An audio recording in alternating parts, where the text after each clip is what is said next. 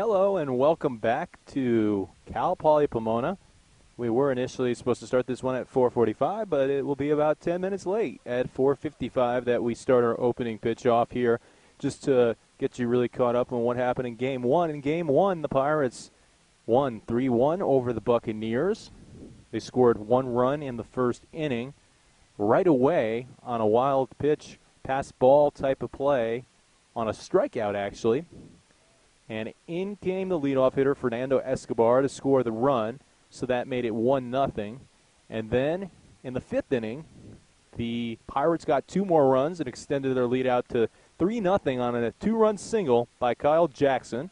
So that's how they got 3 runs, and then the Bucs tacked on 1 in the 7th to make it 3-1, and that was the final score. As we were just underway here in Game 2, Art Salazar is on the mound for the Buccaneers, and Nolan Henley is leading things off here for the Pirates.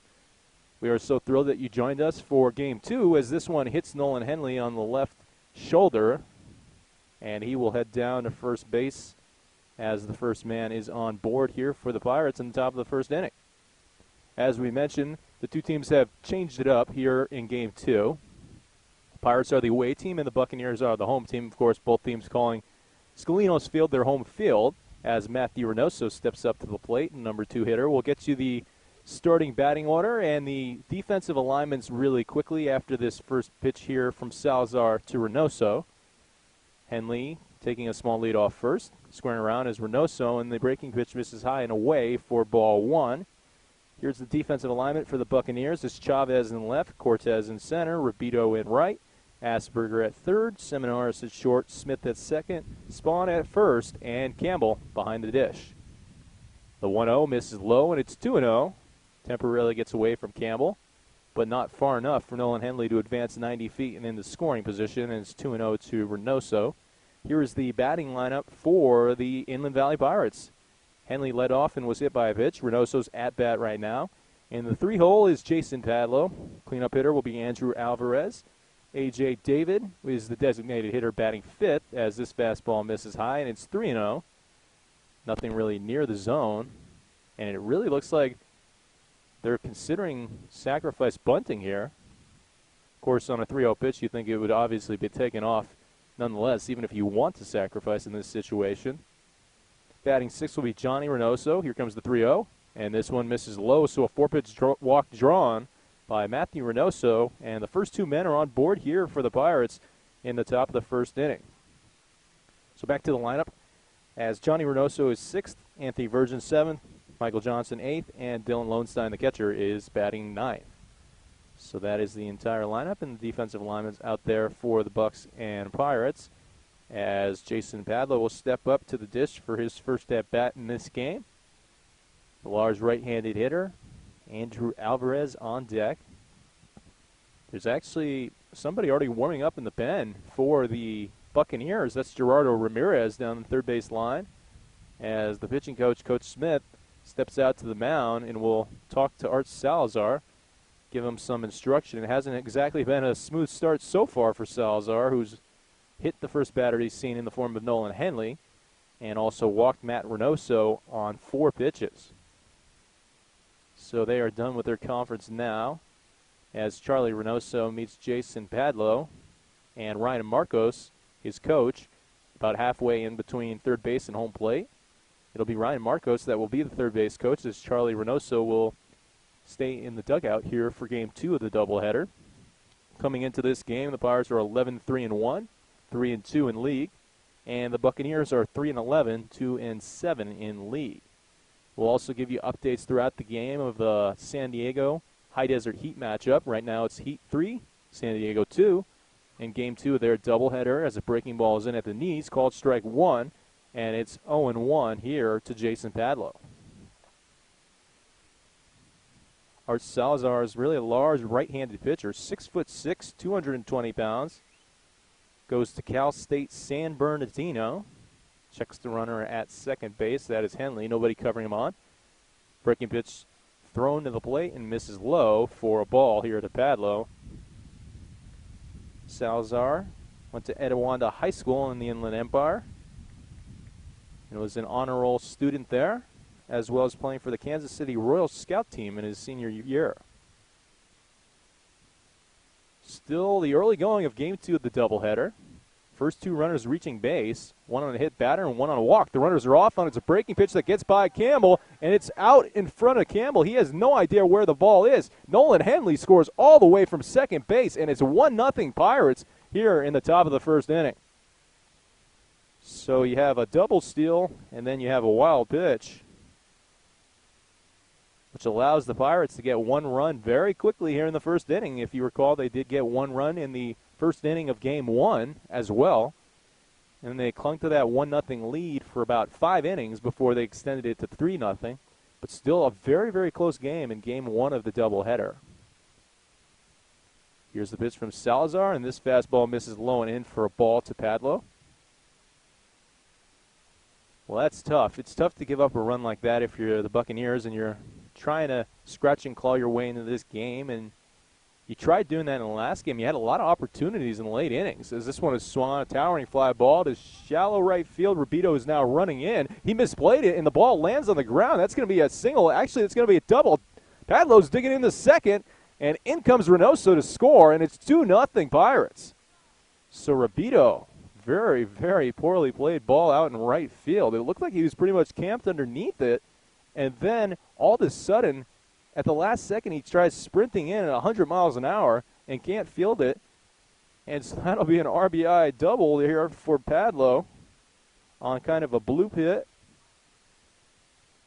But really, I think what Rubito was doing, I think he was setting up to make the throw to home, and he wanted to get all of his weight and momentum into home and catch it perfectly on the stride, as this pitch is in there for strike one to Andrew Alvarez, 0-1 the count to Andrew. And he just misjudged it, and you got to catch it before you can throw it to home. You got to secure the out first. And Rubito couldn't do it there, and the Pirates lead 2-0 here in the first inning. Here is Alvarez, down 0-1. Salazar taking a long look at second. Fires home. This one's swung on and driven to left field. Charging in and making the grab out in left field is Chavez. So that'll be the first out here in the first inning. Pirates plating 2 runs before the first out in this game, too. Sure that thrills the manager, Charlie Reynoso.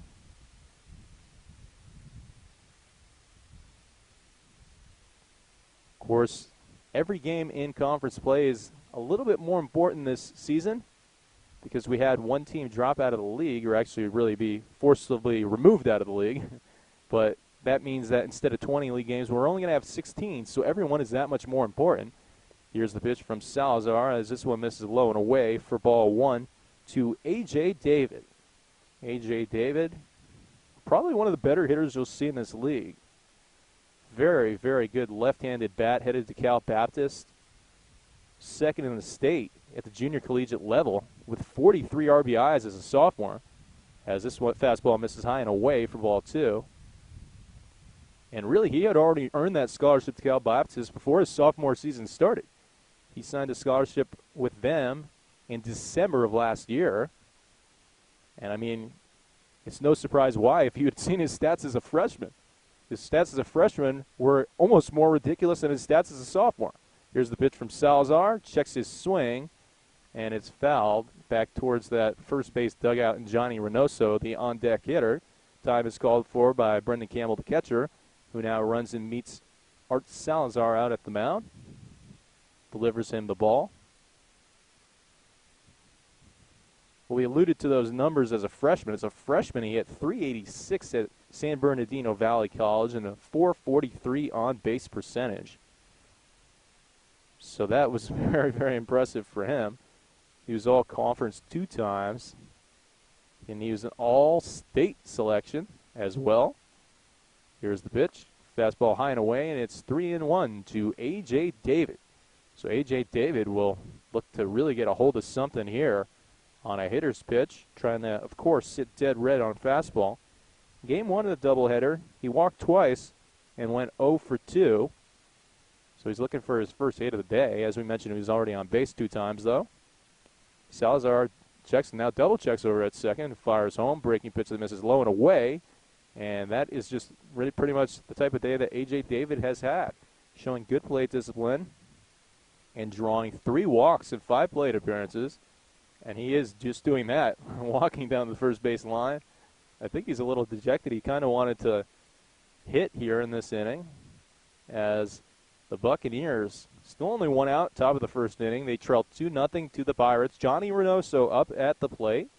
Johnny Reynoso, normally a leadoff type of hitter, maybe a number 2 hitter, but batting in the 6 hole here in this game. Here's the pitch. Breaking pitch misses low for ball 1, and it's 1-0 to Johnny. Well, Johnny's brother coming up big in the first game of the doubleheader, going 2 innings and earning the save, only the 2nd save of the season, because most of the games have been well out of reach for the opponents. The other save was recorded by Jack Johnson, fastball high and away, 2-0, against Palm Springs Power. A very, very good performance by Andrew Alvarez, going 8 innings, 6 strikeouts, and then Jack Johnson slamming the door shut in the 9th. And that's the only loss the Power have had all year. They are 15-1. Salazar checks the runner, fires home. Fastball swung and driven to the left side over towards the shortstop. Slow roller. He will get the force out at second base. Will Anthony Seminaris. So Jason Padlow advances into third. And Johnny Reynoso reaches on a fielder's choice. Fielder's choice being 6-4 on that play. And that is the second out here in the first inning, as the Pirates looking to maybe extend this lead and break it open in the first inning. They have runners on the corners, 2 outs, and Anthony Virgin at the plate. Virgin did not play in the first game. Well, his brother Nathan played, of course, but Anthony did not get in. Anthony, the older brother of the two, by about 11 months. So very, very close in age are the 2 Virgin siblings, as we have a pickoff throw over to first base. Not in time. Anthony Virgin, 6'0", 200 pounds. Breaking pitch on the inside, called strike 1, and it's 0-1. On deck will be Michael Johnson, and in the hole is Dylan Lowenstein, and that's the entire lineup for the Pirates. Lowenstein in the 9 hole. Salazar. He took a long stare over at third base, but nobody was holding Jason Padlow on. The person who would be able to do that would be Luke Asperger, obviously the third baseman. And he took a long stare, and then he threw over to first. Reynoso's off with the pitch. This one misses high, and there is not going to be any throw down to second base. No chance for Campbell, as Johnny Reynoso gets a stolen bag. And now there's 2 runners in scoring position for the Pirates. They lead 2-0, top of the first inning. If you're just joining us, it is the Pirates that are the away team for Game 2. Buccaneers, the home team. Breaking pitch misses inside, and it's 3-1 to Anthony Virgin. Also, if you're just joining us, it was kind of unforced errors originally that was the reason why the first run scored. Art Salazar hit the first batter in Nolan Henley. Breaking pitch called strike 2 here. Then Matthew Reynoso walked. Then there was a double steal with Reynoso and Henley. And on the double steal, it was a wild pitch that got past Campbell. Campbell couldn't find it. Scoring all the way from second was Henley. And then Reynoso, of course, came in on the RBI double by Jason Padlow. This one bounces away from the catcher, and coming in to score is Jason Padlow. So another unforced error here for the Buccaneers, and it's 3-0 Pirates. So a really catastrophic start to this game for the Inland Valley Buccaneers, as 2 runs scoring on a wild pitch here. Then there was the RBI double by Jason Padlow that really Anthony Rabito should have played. This one's bounced foul. The Virgin is actually having a marathon at bat right here. But that was one that he misjudged completely. It looked like he was camped underneath the ball, and then all of a sudden it falls to the ground harmlessly. Well, not so harmlessly if you're a Buccaneers fan or player, because that ended up being an RBI double. Breaking pitch in the dirt, and Virgin with a very, very good at-bat to draw that walk. And the Pirates are on fire here in the first inning with 3 runs already in, and the number 8 hitter in the lineup coming up. Number 8 hitter in the lineup is Michael Johnson, one of the 7 Broncos for Cal Poly Pomona here on the Inland Valley Pirates. Michael Johnson, of course, another returning player as well, hit .281 last season with the Pirates. Takes strike one, 0-1 the count. Michael Johnson is a major in kinesiology and wants to become a physical therapist. Sounds like something you want to do if you are a kinesiology major once his baseball days are over. But those days are not over yet. Playing very well is number 7. Still a couple more years to go. At the very least. See what happens after Cal Poly Pomona. Virgin's off with the pitch. This one is well struck to deep left field over the head of the outfielder out there, Chavez. In comes Reynoso to score. Rounding third is Virgin, and he will come home to score. And that is a 2-run double for Michael Johnson. The Pirates lead 5-0 here in the first inning. And the manager, Kevin Bowler, is going to walk out to the mound. The Pirates are already about to hit through the lineup in the first inning, as Dylan Lowenstein, the catcher, is the number 9 hitter in the lineup. And that'll do it for Art Salazar. So Virgin scoring all the way from first base on that. Reynoso, of course, scoring from third. And Michael Johnson with the 2 RBI double makes it 5-0 as Gerardo Ramirez will pitch here. And we will take a little break in the top of the first inning. 2 outs, 5-0 the score. You're listening on InlandValleyBaseball.com. And welcome back to Scalinos Field on the campus of Cal Poly Pomona. If you're just joining us, well, you've missed a lot. It's still only the top of the first inning, but the score is 5-0 Pirates over the Buccaneers. A really catastrophic and disastrous start to the game for the Buccaneers. Now, the Pirates have come through with a couple of timely hits, but it's been the Buccaneers who really have been shooting themselves in the feet here in the first inning, and we'll kind of get you caught up with exactly what has happened as Gerardo Ramirez has now come in for Art Salazar. Breaking pitch low for a ball. 1-0 the count to Dylan Lowenstein, the number 9 hitter in the lineup. So in the very first inning, the Pirates send up all 9 men, and the inning's still not over yet. Here's the pitch from Ramirez. This one swung, cracked down the third base line, foul. And speaking of cracked, Lowenstein's checking his bat to see if he maybe cracked it a little bit, but he did not, and he'll get back into the batter's box. 1-1 the count for Ramirez. Well, it all started with a hit batter. Nolan Henley was hit by a pitch on his left shoulder. Then Salazar walked Reynoso, Matthew Reynoso to be exact. Then Ramirez checks the runner at second and now fires home. This one is bounced over towards the shortstop, Anthony Seminaris. This should be a routine play, and it is. And that will do it for the first inning. But at the end of one, it's 5-0. We'll get you caught up on the rest of the happenings in the first inning. So we had the hit by pitch for Henley, the walk by Reynoso. Then both Reynoso and Henley double stole. But on the double steal, there was a wild pitch. And on that wild pitch, the catcher Campbell couldn't find it. And so both runners advanced 2 bases on the stolen base and the wild pitch. So that's how the run scored. Then a ball that was misplayed in right field by Anthony Rabito ended up being a double and an RBI for Jason Padlow as Reynoso scored on the play. And speaking of Padlow, he came around and scored on another wild pitch. So 2 runs scoring on a wild pitch out of the first 3 in the inning. Then, of course, Reynoso and Anthony Virgin, and I should say Johnny Reynoso and Anthony Virgin, since they both have siblings on the team, or in Johnny's case, he also has a cousin on the team. So you got to specify which ones. Johnny and Anthony both scored on a 2-run double by Michael Johnson, and that was very well struck by number 7 for the Inland Valley Pirates. So we're in the middle of the first inning. The score is 5-0, Pirates on top of the Buccaneers, as Brett Early is on the mound, starting here for the Pirates today in Game 2 of the doubleheader. We mentioned that, of course, every game is so important in the SCCBL. Only the top 3 teams will make the playoffs.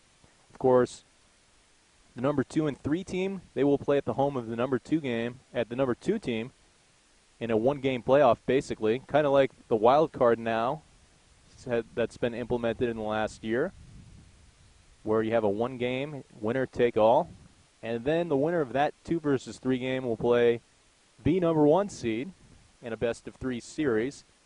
That series will start at the home of the number 2 team, and then the number 1 team will get Game 2 and Game 3 if necessary. So we've already seen 2 pitchers for the Buccaneers in just 1 inning. It was Art Salazar who went 2/3 of an inning and gave up 5 runs, and then Ramirez came in and finished the job with 1 batter and 1 out, and already there's more movement in the bullpen, and that looks like that is Trask. Yes, that is Trask warming up, the right-handed sidearm type submarine pitcher for the Buccaneers, as the first pitch from early is called a strike, and it's 0-1 here to Michael Smith. Michael Smith, the youngest of 5. Here's the pitch. This one misses outside, and it's 1-1. His 4 older siblings all playing collegiate athletics. His 2 sisters playing soccer at Oklahoma State. Breaking pitch in the dirt to Smith. And his 2 brothers also playing baseball at the collegiate level.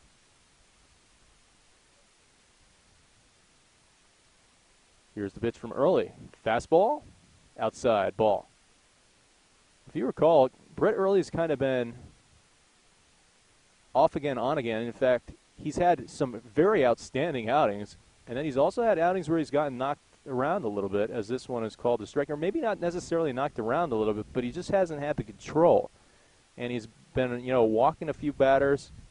Here's the 2-strike pitch from early. Swung on, fouled behind the home plate. Backstop. So another 2-strike pitch to come to Smith. Smith, I actually got a chance to talk to him a little bit before the game. I asked him, so as the youngest of 5, you must be pretty scrappy. And he laughed and said, absolutely. He'll still be a senior in high school next year, actually, in the Tulsa, Oklahoma area. Chops this one off the plate. High bounce. And Brett Early will not be able to make the play. And that'll be an infield base hit for Michael Smith. And the first runner is on board for the Buccaneers. It was an interesting reaction from Early, maybe just because he knew that Smith would be at first base, because it bounced so high off the plate and so short, maybe about 1 or 2 feet on the infield grass. And when it first got to Early, he kind of hit it up to himself with his right bare hand. Checks the runner, fires home, fastball that misses for ball 1 to Luke Asperger. 1-0 the count. Timeout called for by Charlie Reynoso. So we mentioned it. He does have the tendency Early to every once in a while get a little bit out of control. I'm not exactly sure why this is called a time, why Charlie Reynoso is calling for time right here, but there's going to be a little conference at the mound. But actually, if you remember, in one of his better performances, in fact, probably you would say his best performance against the East LA Dodgers, he faced 6 batters in 2 innings, struck out the first 5, had the 6th batter on a 2-strike count, and the 6th batter just hit it off the edge of his bat, a little nubber right back at Early. And Early threw a very, very frustrated dart, laser, over to first base and recorded the out. Brett Early, of course, one of 2 University of Laverne players on this Inland Valley Pirate team, the other being Nolan Henley, the center fielder who started out that big 5-run first inning. This is called a strike, so whatever adjustments Charlie Reynoso made for Early, paying off right away in the form of a strike for Early right there. Early, 6'2", 205.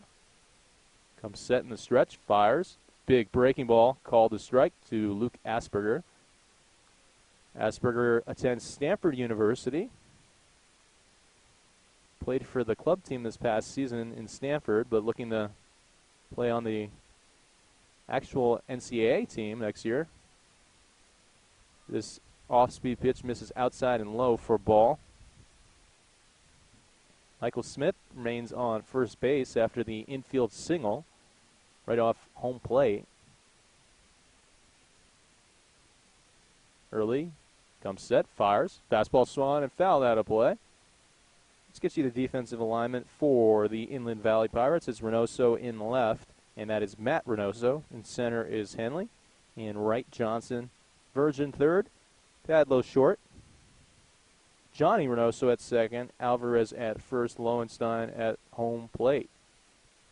Big breaking ball. Just misses low. Good eye right there by Asperger, and he runs this count to full. So payoff pitch to come. I mean, this is pretty much the exact opposite so far of game one, which was pretty much a pitcher's duel the entire way that ended up 3-1. This one, very, very long first inning. The runner goes on the full count pitch. That's Smith. Swung on a miss, strikeout, and throw him out. So that'll be the old strike him out, throw him out double play. And just like that, there's 2 outs here in the bottom of the first inning, as Michael Smith is caught stealing and Luke Asperger strikes out on a full count pitch. Just really too bad for Asperger, who had a pretty good at bat, fighting off a lot of pitches, protecting the plate, showing good plate discipline, but ends up striking out. And that's how cruel the game of baseball is sometimes, as the first pitch is swung on and missed by Kevin Riley. It's 0-1 to him. Kevin Riley, a very talented hitter on the Buccaneers, coming in 300 today. Batting 300 as this pitch misses outside for a ball, and it's 1-1. Kevin Riley, 6'1", 185, takes this one inside for ball 2, and it's 2-1. Plays for Chaffey College, was a first-team All-Foothill Conference selection as a freshman when he hit .320 in 32 games. Cracks this one to deep center field. This is well over the head of Nolan Henley, and this will get down for a double and maybe triple. No, he's going to stay in there for a stand-up double. Nolan Henley basically sprinting in center field, and that one-hop the fence to dead center. That is about as well struck, a ball as we've seen here today by Kevin Riley, squaring up on that one and ripping a double. That one-hop the fence in dead center. And this is a big field, large field. They don't put the numbers on the field here, down the lines or in center, but we mentioned it's almost like a hitter's graveyard in the sense that if you want to hit a home run, you better take your chances somewhere else on the road. So the Buccaneers have a man in scoring position, as this is an off-speed pitch on the outside corner for called strike 1 to Anthony Rabito.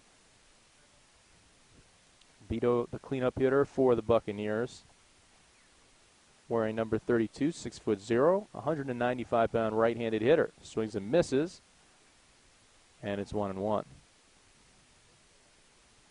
Charlie Reynoso was very excited about the location. I think that was Charlie. Maybe it was Ryan Marcos. It was one of the coaches, I believe, that was very excited with the pitch and said, great spot, great location.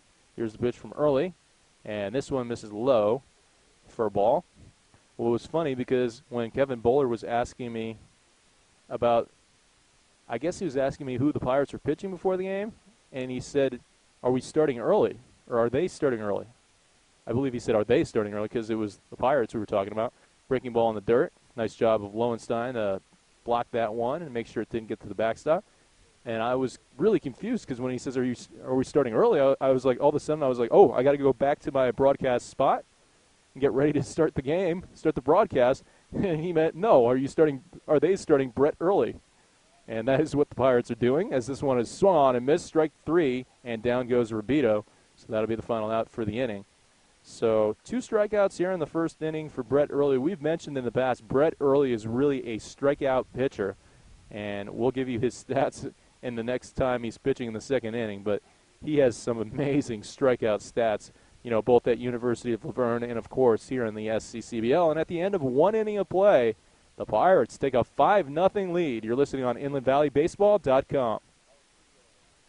And welcome back to the top of 2 we go. Pirates and Buccaneers doing battle for the second time today at Cal Poly Pomona.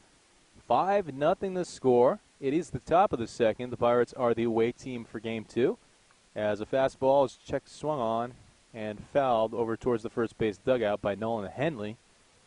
Nolan Henley, the leadoff hitter. The Pirates hit through their entire batting order in the first inning, scoring those 5 runs.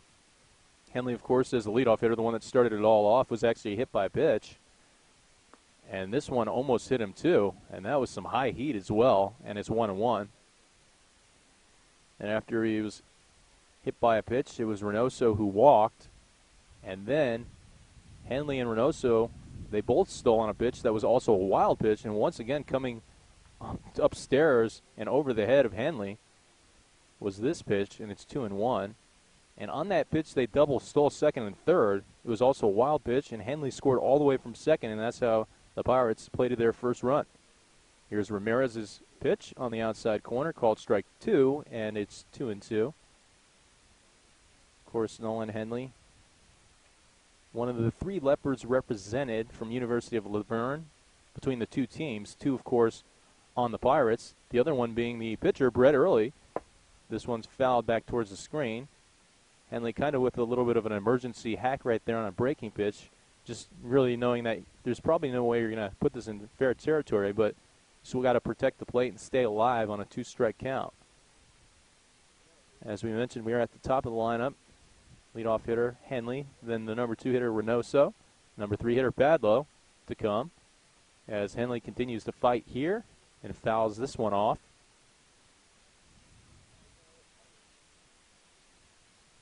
Henley now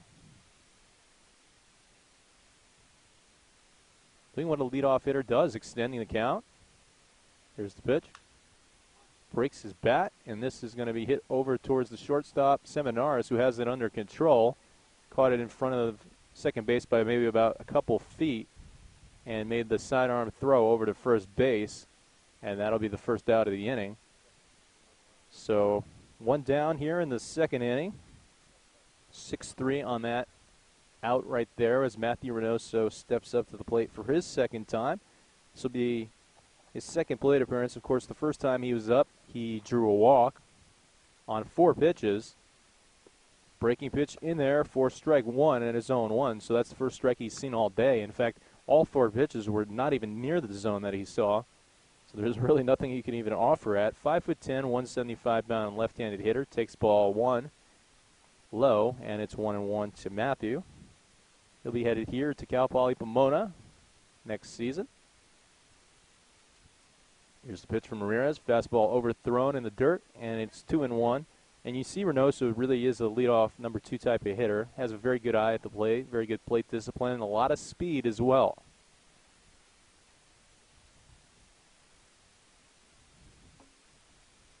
Ramirez working out of the windup, fires 2-1. Nice breaking pitch in there for strike 2, so it's 2-2 to number 2-2 as Reynoso wears number 22.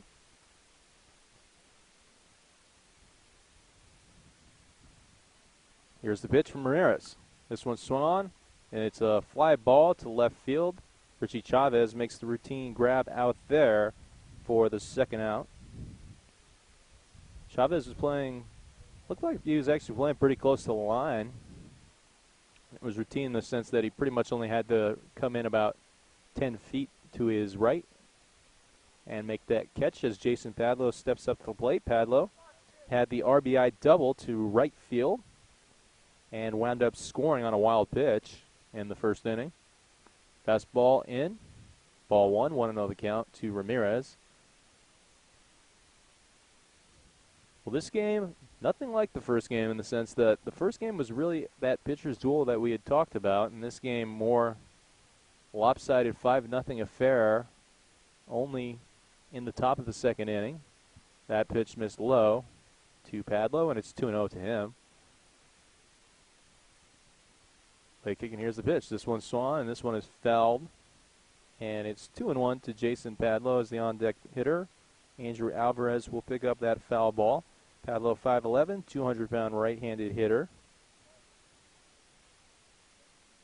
From Marietta, went to Marietta Valley High School, where it was a 2-team all-league selection. Takes this one high for ball 3, and it's 3-1. Hit .343 his senior season in high school and was the Defensive Player of the Year for Marietta Valley High School. Has a very, very good bloodline. Here's the pitch. Fastball that looked high, and Padlo thought it was high as he was hustling down to first base, but it's called a strike, and it's now a full count. His father, John, actually played in minor league baseball in the Giants farm system, and his grandfather played in the Yankees farm system. So Padlo, very good baseball in his blood. Swings at this one and lines it in right field for a base hit. So Padlo here is now 2 for 2 on the day with a single and a double. And he's looking maybe to go for the cycle later on, as he got the first 2 parts, the single and the double, here in the first 2 innings. So he still has a lot of time to potentially go for that cycle. Obviously, we're well ahead of ourselves, and obviously it's not very easy to hit a home run here, as this is a huge, huge park. But the opportunity exists as Andrew Alvarez steps up to the plate for the second time. Flew out to left field. He's 0 for 1 in his first at-bat. Just to finish the story of Padlo, we talked about his grandfather and father both played in the minor leagues. His brother, his younger brother, will be headed to University of San Diego on a scholarship, just committed, as this one's called a strike to Alvarez. So just to finish that story, 4 very great baseball players in that family.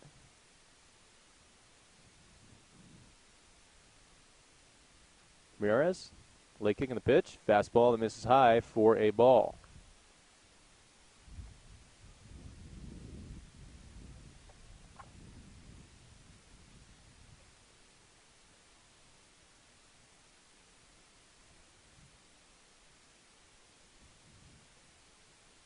Here's the pitch from Ramirez. Fastball that's in there for a strike to Alvarez, who kind of walks out of the batter's box and readjusts his batting gloves and takes a little look at his bat before he steps back in.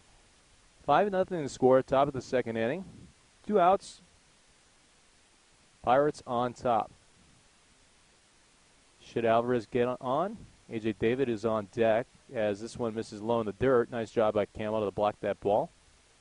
We mentioned in the last inning that Trask was actually up in the pen and was loosening up. He's not doing that anymore. So maybe Coach Buller decided better of using Trask in this situation. Here's the pitch. This one's swung, hit to the left side, over to the shortstop Seminares, who fires to the short route over at second base in Michael Smith. And he gets the force out there to finish the inning. And so at the end of 1.5 innings of play here, the score remains 5-0, Pirates on top. And welcome back as we hit the bottom of the second inning. First pitch is an off-speed pitch that misses high and inside to Jack Spawn. So it's 1-0. Brett Early remains on the mound with 2 strikeouts in the first inning. Gave up a couple base hits. Fastball, strike 1, and it's 1-1 to Jack Spawn. Spawn had 2 of the 4 base hits in Game 1, so he had half of the hits for the Buccaneers in Game 1 as he takes high and inside, and it's 2-1. Early working very, very quickly so far. Of course, Jack Spawn from Point Loma Nazarene. Very, very good player for them. Swings at this one, and this is a towering fly ball. It's going to be foul. The question is it playable? And that is answered by Andrew Alvarez, who makes a nice basket catch right in front of the first base dugout for the first out here in the inning. So Andrew Alvarez retires his counterpart, Jack Spawn, the other first baseman, as Richie Chavez comes to the plate. Richie Chavez is the left fielder for the Buccaneers. Here's the pitch. He takes outside for ball 1. 1-0 the count to Richie. 5'10", 165, left-handed hitter. Plays for Citrus College, where he hit .310 as a freshman. Fastball outside, and it's 2-0. Hometown is Chino Hills and went to Iola High School. You see a lot of guys on this team from Iola High School. Swings and misses, and it's 2-1. Meanwhile, Brett Early, we talked about it in the last inning, how he's really a strikeout pitcher, as this one is swung and fouled out of play behind home plate. Actually, it made its way into a tree, and I never saw it come out of the tree. Maybe it's stuck in that tree. Who knows? But last season in the SCCBL, here's a perfect illustration of what type of pitcher he is. And speaking of strikeouts, on cue, he strikes out Chavez. And so that's his 3rd strikeout of the game. And we're only in the 2nd inning. But last season, 30 strikeouts in 23 2/3 innings pitched for the Pirates. So that obviously is pretty ridiculous. And then you look at his sophomore year at University of Laverne. Nice breaking pitch in there for strike one to Campbell. And as a sophomore at Laverne, 50 strikeouts in 48 innings. So getting more than one strikeout per inning is pretty impressive, as he's now ahead 0-2. Campbell falls behind on another nasty breaking pitch that really is biting hard. Really no chance for Campbell. Lowenstein sits up on the outside corner, but the pitch comes too low. Lowenstein wanted to frame that and try to entice the home plate umpire into calling it a strike. He's setting up on the outside again, and this one swung on and missed, and that is strike three, and that is the now fourth strikeout in 2 innings here for Brett Early. And at the end of 2, it remains 5-0, Pirates on top. You're listening on InlandValleyBaseball.com. And welcome back to Scalinos Field as we head to the top of the 3rd inning. 5-0 the score. Pirates on top of the Buccaneers. A.J. David at the plate. Here's the pitch. Fastball swung and fouled out of play down the third base line. 0-1 the count to David. David's had a little bit of a frustrating day in the sense that he was 0 for 2 in Game 1 and had 2 walks. And now here in Game 2, he was also walked. So he really wants to just get a base hit. Does David, as he swings at the first 2 and fouls them both off. This one behind home plate. So Ramirez now ahead of David. A.J. David from Anaheim, went to Catella High School, where he was a first-team All-League selection twice. Here's the pitch. Fastball high and away, and that was nowhere near the zone. I mean, first of all, he threw it very hard, and that's probably why he didn't have as much control of it. Of course, Ramirez is from Diamond Bar High School. Here's the pitch from him. Towering fly ball to deep center field, and now actually charging in on it out there is Cortez, who makes the catch. So down goes A.J. David as Johnny Reynoso steps up to the dish. Johnny Reynoso reached on a fielder's choice back in the 1st inning. Stole second base and scored on a 2-run double by Michael Johnson.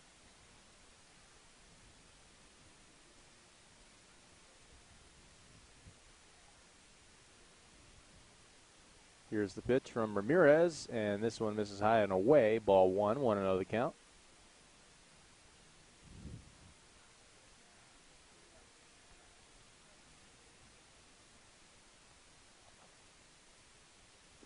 The 1-0 is a fastball that misses low, and it's 2-0. Well,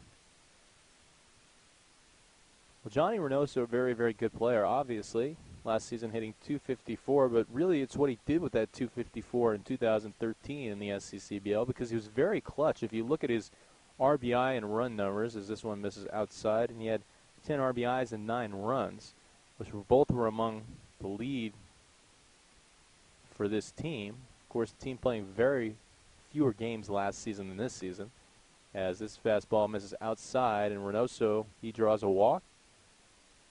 So he reaches on the free pass and is on board for the 2nd time in this game. As Virgin now comes to the plate. Anthony Virgin also walked and scored back in the 1st inning on that 2-run double by Michael Johnson. And speaking of Johnson, he is the man on deck here for the Pirates in the 3rd inning. Late kick, and here's the pitch. Swan bounced to the left side, and it is foul. So it's on 1 to Anthony Virgin.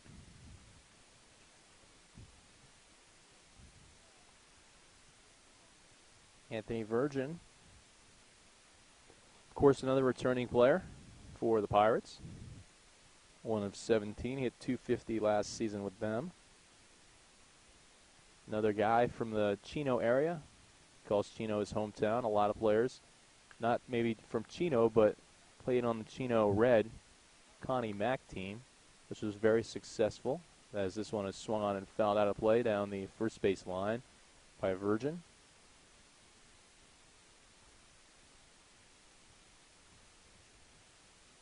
Played for Orange Coast College as a freshman before transferring to Citrus College now. And this one hits him in the left elbow on an off-speed pitch. So there's now 2 men on base here for the Pirates. And this unfortunately for the Buccaneers, is starting to look a little bit like the first inning. The only difference is Ramirez did retire the first batter in A.J. David with a flyout to center field. The reason I say that is because in the first inning, the leadoff hitter was hit by a pitch, and then the second hitter walked. And so this is pretty much the reverse of that. First guy here gets walked, and the second guy is hit by a pitch. Of course, we mentioned that A.J. David did fly out to center field before that, so there's one out here as Michael Johnson, 1-for-1 with that two-run double, steps up to the plate. Johnson squaring around, breaking pitch in the dirt. The runners are both going to advance 90 feet on the wild pitch.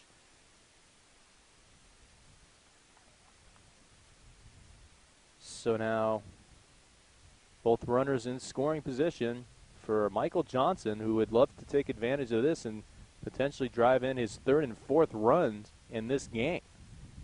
He had a two-run double and is looking for potentially another two-run base hit. Doesn't matter if it's a double, as long as he gets a hit here. That's what he's thinking. Of course, if he just has a sacrifice fly or a ground ball, that would probably score a run too. This one is fouled down the third base line. Over at the third base coach, Ryan Marcos, who kind of jumped out of the way. Looks like he's getting a little bit of a laugh over there with Johnny Reynoso, who's on third base after walking.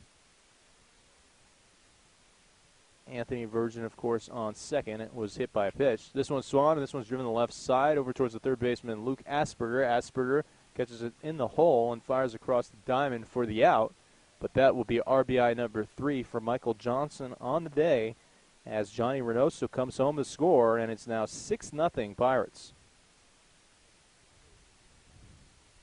So an RBI ground out for Michael Johnson as Dylan Lowenstein comes to the plate here. Lowenstein, 0-for-1, grounded out to the shortstop in his first at-bat back in the first inning. This one misses inside, and yes, it was in the first inning because in that first inning, the Pirates hit around the entire lineup. So they sent up all 9 batters en route to scoring 5 runs and really putting a stranglehold on this game early. 1-0 swung on, towering fly ball in the infield, and calling for it is Luke Asperger. He calls everybody off and makes the catch. So that'll be the final out here of the inning. But another run does come in, and the Pirates now lead 6-0 over the Buccaneers as we head to the bottom of the third.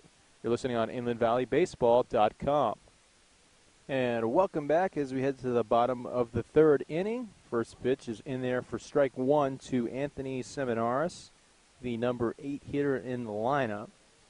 Number 8 hitter in the lineup for the Buccaneers getting his first at-bat here. Meanwhile, the number 8 hitter in the lineup for the Pirates has already had 2 at-bats as this one misses for ball 1, 1-1 the count. So that'll tell you the type of game it's been so far here in the first 3 innings. Pirates on top 6-0.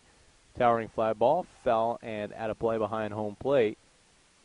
And so Seminaris falls behind in the count 1-2 here. Seems like Anthony Seminaris, we talk about it a lot, but he seems like he plays his best when it's a pressure situation, a clutch situation. He'll be a redshirt freshman at Fullerton College next season. Breaking pitch misses low for ball 2, and it's 2-2 to Seminaris, who wears number 2. So you could say that deuces are running wild here as Seminaris is at the plate, hometown, Chino Hills, played for Ayala High School. Swings at this one. It's a fly ball to right field, straight at the right fielder, Michael Johnson, who makes the catch. And so that is 5 consecutive retired batters by Brett Early, who seems to be cruising along again here. In the third inning, Diego Cortez is now up at the plate for the Inland Valley Buccaneers. Cortez, 5'10", 180. The third University of Laverne Leopard on the field, as he is actually facing his teammate in the regular season, strike 1. Of course, Brett Early also playing for University of Laverne. Early goes outside, now he comes back inside, and it's 0-2. So you have to figure that Cortez kind of knows his stuff. Let's see what happens. Here's the 0-2, and he foul tips it. And I am not exactly sure he foul tipped it, so if the catcher doesn't catch it, it's not a strikeout. And Dylan Lowenstein got out of the crouch and kind of delayed. If you're the catcher, you probably should just throw it down to third and make it look like you definitely caught it, but it must have hit the ground. So we'll do it again, another 0-2. And this one misses outside, and it's 1-2. Early and Cortez doing battle. Cortez is an accounting major at the University of Laverne. Hometown is Upland. Went to Upland High School and swings and misses at this one. And that is strike 3, so now he is down on swings. As that'll be another strikeout here for Brett Early, who has now got 5 strikeouts and 2 2/3 innings pitched. As Michael Smith comes up to the plate. If you remember Smith, the leadoff hitter, hit one directly off home plate. Breaking pitch misses low and away. Ball 1-1-0 the count. And it basically skyrocketed off home plate, very high. And Early couldn't handle it, so he beat it out for an infield single. This one is a high fly ball down the third base line. Foul, and it was playable, but Virgin can't make the grab. I think he might have been battling with the sun a little bit. And at the last second, maybe he takes his eye off the ball, and it falls to the ground. That is one that he definitely should have had. Once again, when you make the error in foul territory, it's not actually recorded as an error.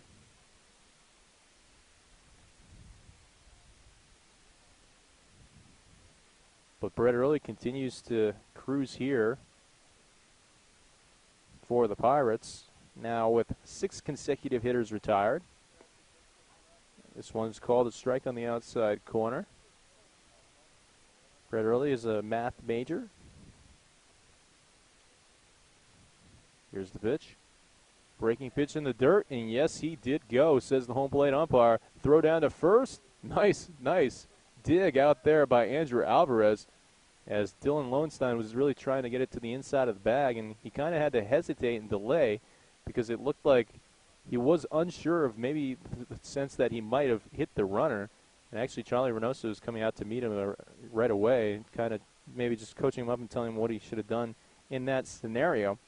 But Brett Early's been very consistent so far through 3 innings. He has 2 strikeouts in each inning. And at the end of 3 full innings of play, it's the Pirates 6 and the Bucs 0 on InlandValleyBaseball.com. And welcome back. Top of the 4th inning. 6-0. Pirates on top of the Buccaneers. A doubleheader, game 2 of the doubleheader in SCCBL play. If you're just joining us, in game 1, the Pirates won 3-1 over the Buccaneers, and they lead, as we just mentioned, 6-0 here in game 2, as Nolan Henley comes to lead things off in the inning for the 3rd time. Pitch misses inside from the new pitcher, Eric Trask, and it's 1-0. It's not too often you get to lead off an inning 3 times. Henley led it off in the 1st, the 2nd, and now here in the 4th. Swung on and missed by Henley. Eric Trask, 6'0", 170-pounder. Right-handed submarine sidearm type of pitcher who works out of the stretch no matter if there's anybody on base or not. Sidearm pitch, nice pitch at that, and it's in there for strike 2, and it's 1-2 to Nolan Henley. Eric Trask is a major in kinesiology and aspires to work in accounting. He actually redshirted here at Cal Poly Pomona in 2013. Checks his swing. Did he go? And the home plate umpire says no, he did not. And it's 2-2 to Nolan Henley. And in that redshirt freshman year, he actually served as a student coach. So when you're talking about Trask, you know he's really a high baseball IQ type of player. Here's the pitch from him. Swung on and missed, and that is strike 3. So down goes Nolan Henley.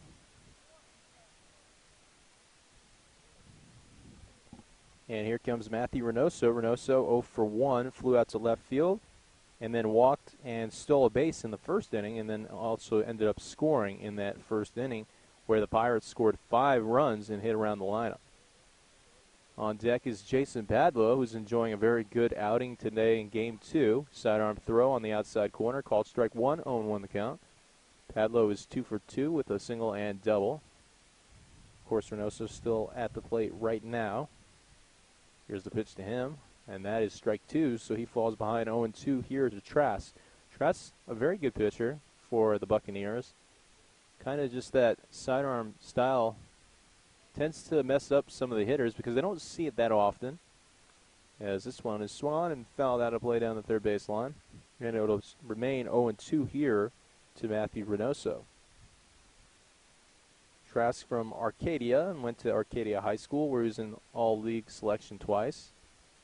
And also the MVP of his team his senior year.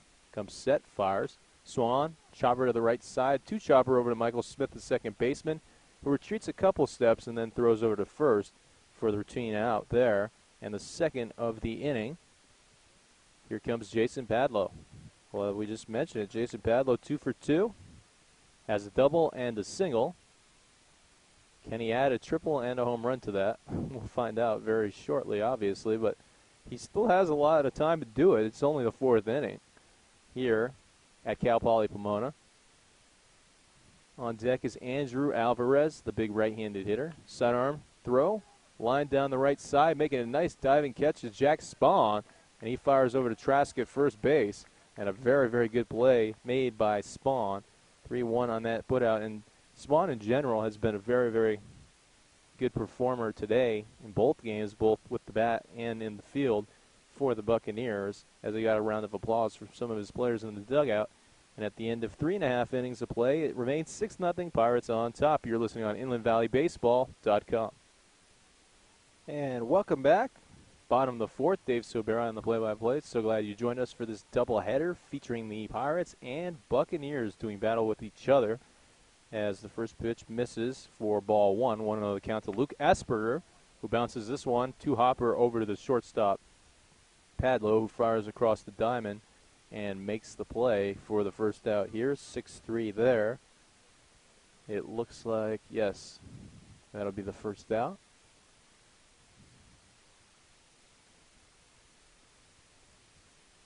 Here comes Kevin Riley. Riley hit the double over Nolan Henley's head in center field. That one hopped the wall back in the first inning, this time squaring around and taking a strike on the outside corner. 0-1 the count to him. Well, that was it. Actually, there were 2 hits back in that first inning. Michael Smith had the bouncer off home plate. So 2 hits here, and it's 0-2 now. Quickly getting ahead is Early on Riley. But Early has been in some kind of rhythm ever since that double. In fact, nobody's reached base since then, and this one swung on and missed, strike 3, and that is strikeout number 7 in the 4th inning here. In fact, speaking of consistency, Early has struck out 2 in every inning so far. Still has that chance, that opportunity here in the 4th inning, as there are 2 outs, and Anthony Rubito steps up to the plate. First pitch is in there for strike 1, and it's 0-1 to Anthony. It's always tough when you play so well in the first game of a doubleheader like the Buccaneers did, and it's 0-2. Once again, getting ahead of the hitter is Early. But it's tough when you play so well and it's such a close game in the first game, and then in the second game, all of a sudden, it's 5-0 before you've even got your at-bat.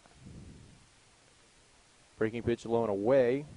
Ball 1. 1-2 the count to Rubito. He played at Ayala High School. Hit .386 his senior season. There.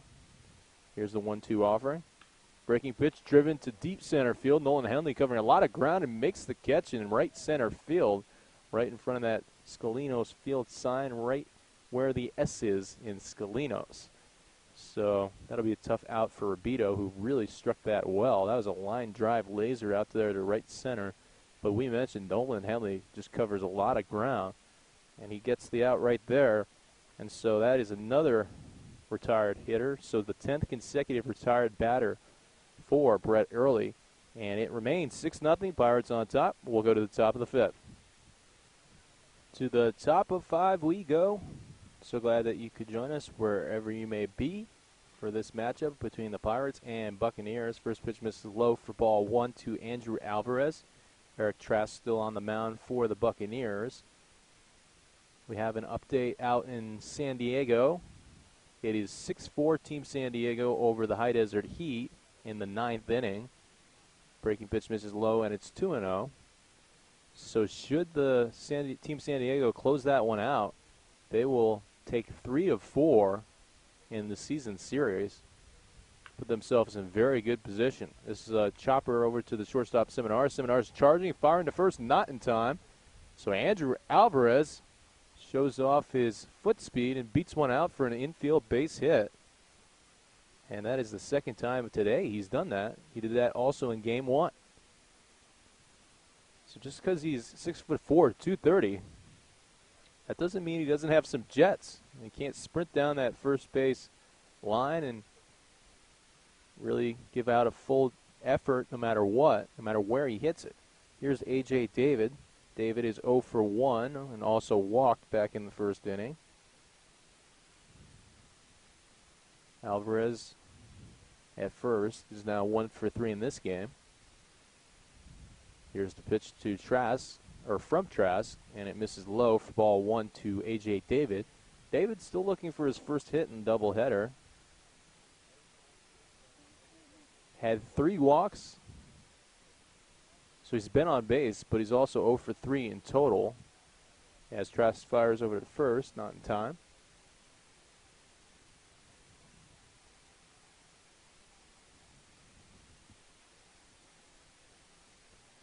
Here's the pitch. This one is bounced once again over to the shortstop, Seminars. Seminars fires across the diamond and makes the play. And that'll be the first out here in the 5th inning, 6-3. Alvarez is now at second on the high chopper. Here comes Johnny Reynoso. Reynoso walked and scored in the 3rd inning and reached on a fielder's choice and scored in the 1st inning. So he has scored 2 of the 6 runs in this game for the Pirates. And he's really a type of guy that you always see do that. He's the type of pretty much offensive kickstarter.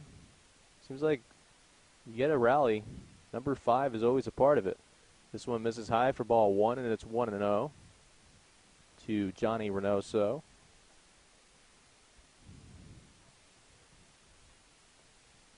Reynoso, of course, from Upland, went to Western Christian.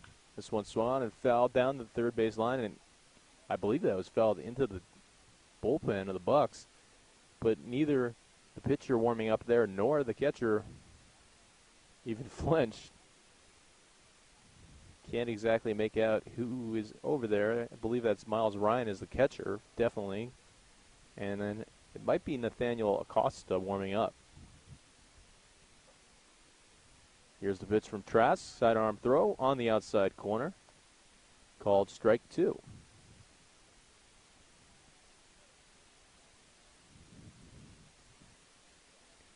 Johnny Reynoso, another all-league performer in high school.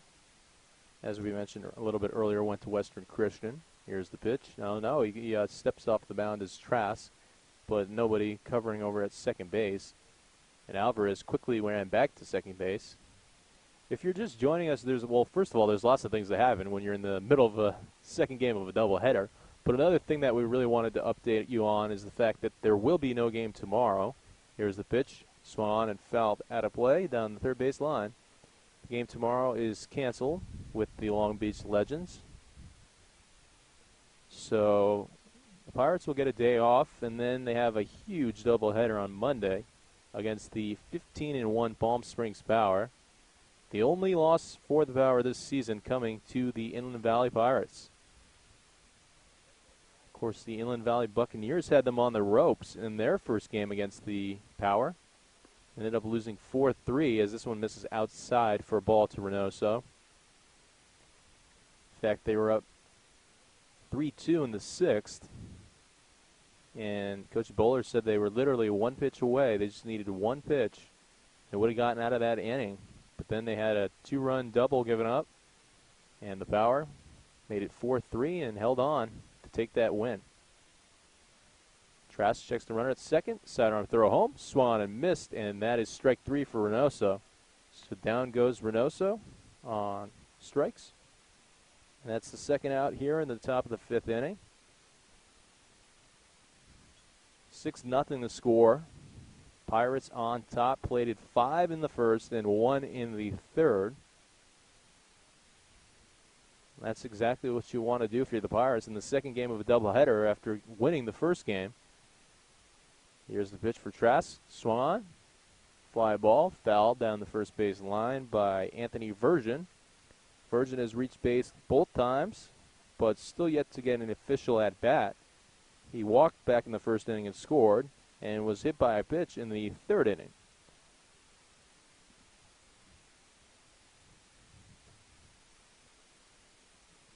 Andrew Alvarez remains on second in the scoring position, reached on the infield base hit, and then advanced over to second on the ground ball by A.J. David. This pitch misses inside, and it's 1-1 here to Anthony Virgin.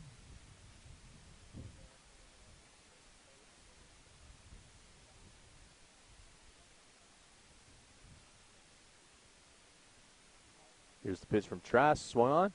Towering fly ball to shallow right center field. Will it get down? No, it doesn't. The center fielder out there, Cortez, charges in and makes the grab, sort of in that Bermuda Triangle zone where you have a center fielder, right fielder, and a second baseman converging. But the center fielder called everybody off and had it and made the play. And that'll do it for the fifth inning. So we're halfway through this game, and the score is 6-0, Pirates on top. You're listening on InlandValleyBaseball.com. Welcome back as we head to the bottom of the fifth inning. Brett Early remains on the mound. 7 strikeouts in 4 innings so far. Dominant performance for him. Fastball is on the outside corner, called strike 1 to Jack Spahn. Jack Spahn 0 for 1 in this game, but was 2 for 3 in the last game, and actually had half of the hits for the Buccaneers in that game, as they only had 4 hits for the entire game. A very, very good job pitching from the 3 pitchers who pitched for the Pirates in that game, as this one is an off-speed pitch on the outside corner called for a ball. You remember that it was Aaron Reynoso who pitched 2 innings and closed that game out. Gave up no runs. Jordan Sheffs from UC Irvine in his first pitch. And this one is swung on and hit out in the center field for a base hit for Spahn. So that is Spahn's 3rd hit of the day. Very good day for him. But Jordan Sheffs from UCI came in and pitched his first 2 innings of the season. Gave up a run. And then the starter for that game, Ryan Romero, went 5 innings and was very, very good for the Inland Valley Pirates, not allowing a single run. So the Bucks, they got their leadoff man on base here in the 5th inning with that single up the middle by Jack Spahn. Here is Rifchi Chavez. Chavez is 0 for 1 with a strikeout. Brett Early, towing the rubber. Right-handed pitcher checks the runner and fires home. This one's driven through the right side past the glove of Alvarez. Making a diving catch deep in the hole was the second baseman, Reynoso, who stopped it from going into the outfield, but obviously couldn't beat out the speedy Richie Chavez. In fact, there wasn't even a throw over to first base on the infield base hit. So all of a sudden, the Buccaneers, 2 hits in a row, first 2 hitters in the inning get on base. They are looking to chip away at this lead any way they possibly can, down 6-0 in the bottom of the 5th inning. They lost 3-1 in the first game. Here is Brendan Campbell. He's 0 for 1 with a strikeout.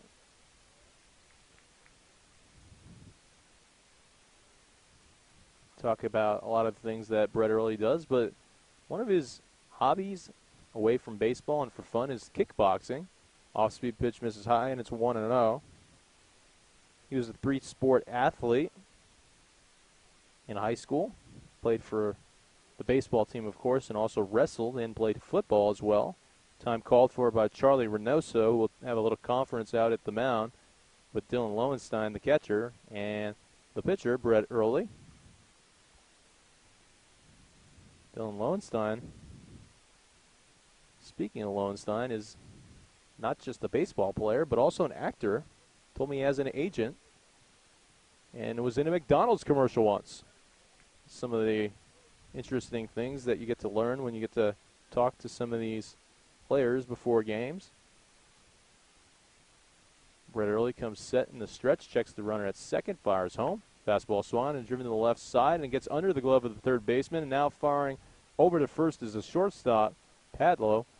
And Alvarez blocks it, makes sure it doesn't get past him to potentially score another run. But now there's been 3 men up and 3 men on base here in the inning. That, I think you're going to rule another infield single. It kind of made its way under the glove of Virgin, but Virgin didn't even touch it. So I think you're going to rule that an infield single. Bases loaded. No outs, bottom of the 5th inning. Here comes the pitch, high and in, ball 1 to Anthony Seminaris, who is 0 for 1 with a flyout to right field. I mean, this was crazy because Brett Early had retired 10 consecutive hitters, and the first 3 in this inning all reached base. This one swung on and fouled straight back at the screen, right over the head of myself. I, of course, am set up in my normal position, pretty much right behind home plate, but about, 3 or 4 feet to the first base side.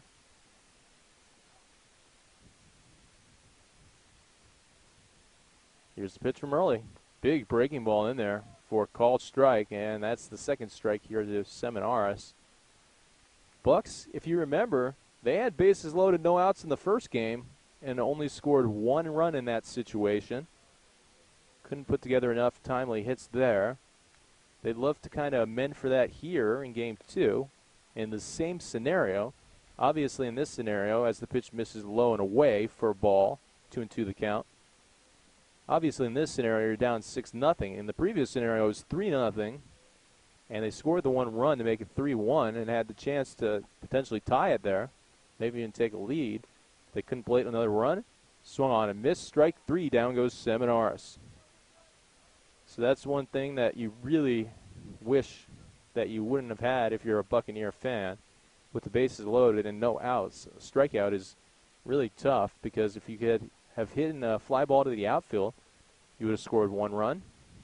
And really, if you had hit a ground ball into the infield, you're going to score a run. Now, the question is, are you going to ground out into double play, but you're still going to score a run. This one hits off the right leg of Diego Cortez. So Diego Cortez actually falls to his hands and knees after being plunked in pretty much the hamstring area on that right leg. And he looks like he's pretty shaken up, which is tough, but now he's going to walk it off. I say it's tough because he has a game that, as an outfielder, and sort of a leadoff or a number 9 type of hitter, his game is really predicated on being able to be a speed type of guy. He'll jog it off down the first base line.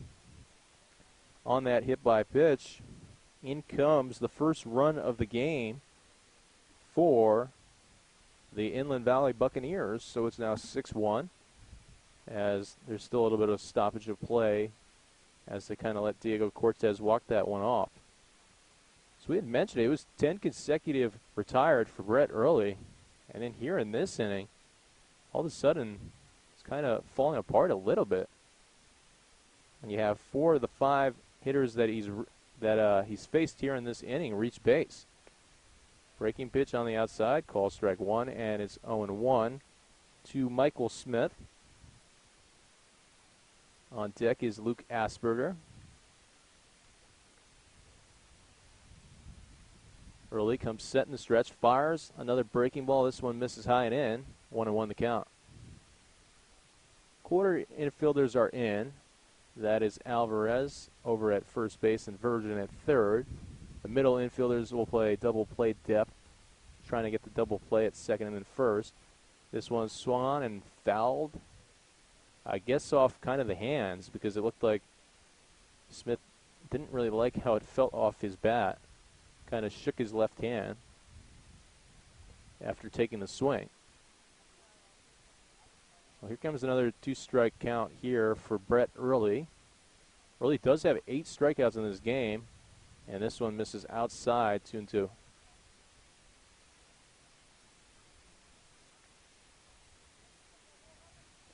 He he is really a nasty or filthy pitcher is Early. I mean, in the sense of his pitches and his stuff. Very challenging to hit. And checks his swing, and yes, he did go, says the second base umpire, and that is strikeout number 9 in the game. And there's only been one inning where he didn't strike out 2 guys, and that was the 5th. And in that inning, all he did was strike out 1. So 9 strikeouts in 4 2/3 innings of work here in Game 2 of the doubleheader. So far for Early.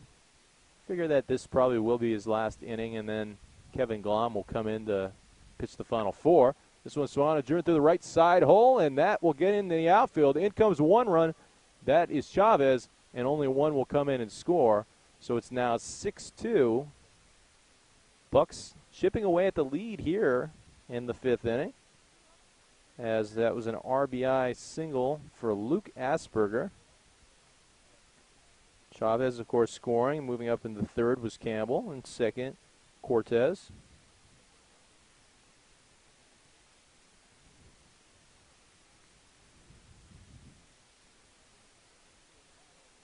Two outs, bottom of the 5th inning. 6-2 the score now. High and away, ball 1. Bases remain loaded. So in theory, you've got the tying run at the plate in the form of Kevin Riley, the designated hitter. Riley is 1 for 2, doubled to center field in his first at-bat and takes the ball here. And in that first at-bat, he doubled to center and it one-hopped the wall. So to the farthest place in the park. I mean, if he had hit that maybe down the left field line, that thing could have been gone. Here's a pitch from Early. Slider, low and away, ball.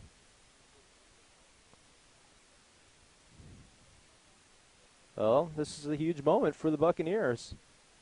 They've struggled really to get timely hitting all season long. And now, well ahead of the count. And this one is in there for a strike. Is Kevin Riley, and it's 2-1.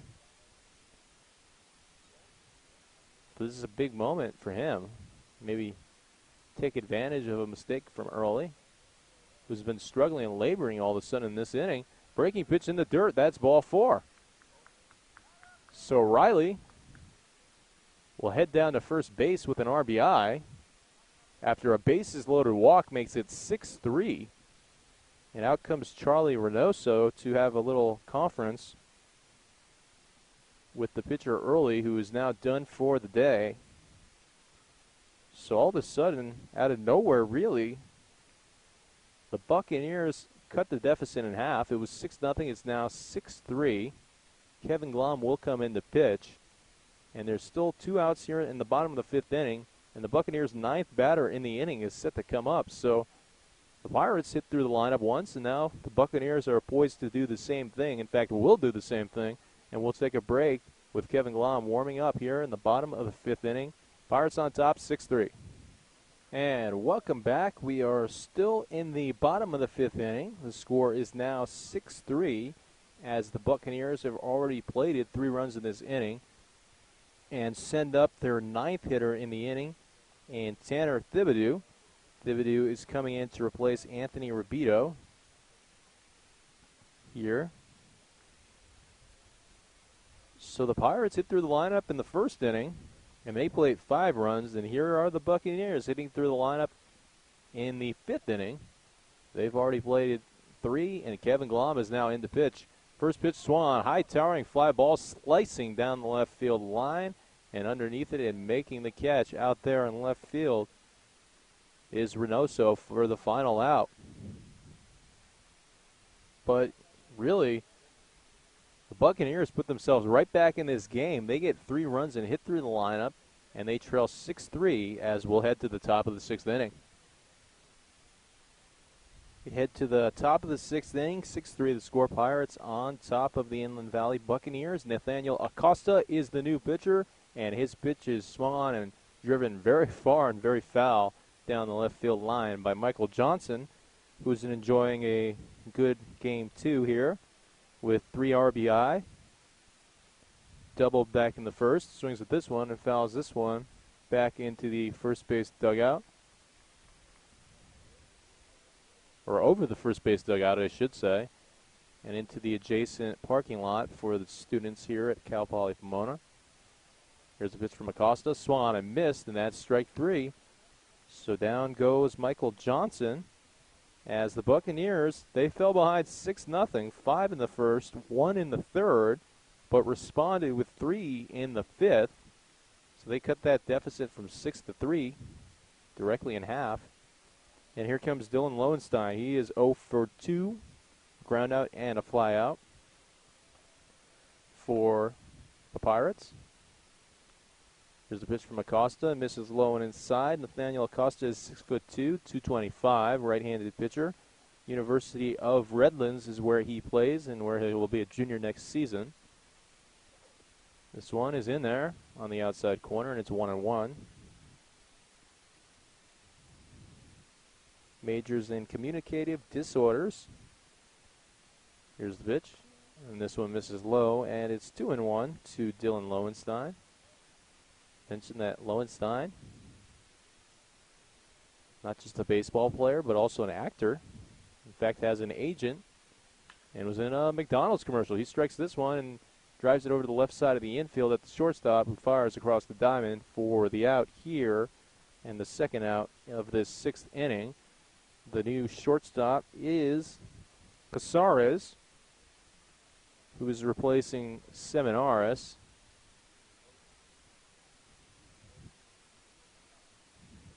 Also, Miles Ryan has come in behind the plate to replace Campbell.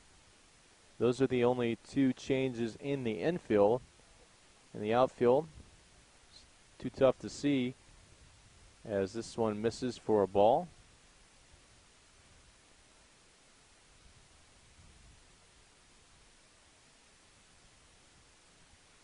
One and 0 the count to Nolan Henley. Henley takes low for ball 2, and it's quickly 2-0 to him. He was hit by a pitch in the first inning and scored, and he grounded out in the second and struck out in the fourth. So 0 for 2 today as he takes low again, and it's 3-0. Nathaniel Acosta, the right-handed pitcher, made 7 appearances this past season for University of Redlands, 10 strikeouts in 9 innings. This one swung and lifted to deep left field. That has a chance to go out. And that is a home run. That is gone. That is the first home run we had all season long as Nolan Henley tomahawks it to left field. And all of a sudden it's 7-3 here. It's a football score. And Nolan, he touches them all. And here comes a couple of players to congratulate him on the first home run of the season. In fact, Charlie Reynoso is one of the first people to congratulate him, as Brett Early, his teammate in Version, and then everybody else is also out there, as that was a rocket, a laser out to left field. So fastball high and inside that literally just looked like he basically tomahawked down the left field line and out of here. I was really surprised, not necessarily that he had the power to do it, but obviously Henley, normally a leadoff hitter, or in this very game, he's a leadoff hitter. So he's not, the power type of hitter. But off the bat, it looked like it had a chance, and that's exactly what happened. It was gone.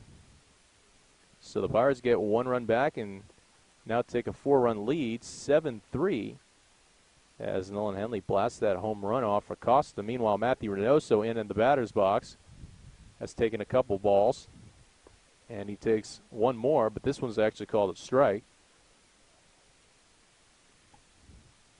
Nolan Henley just ripped it down the left field line.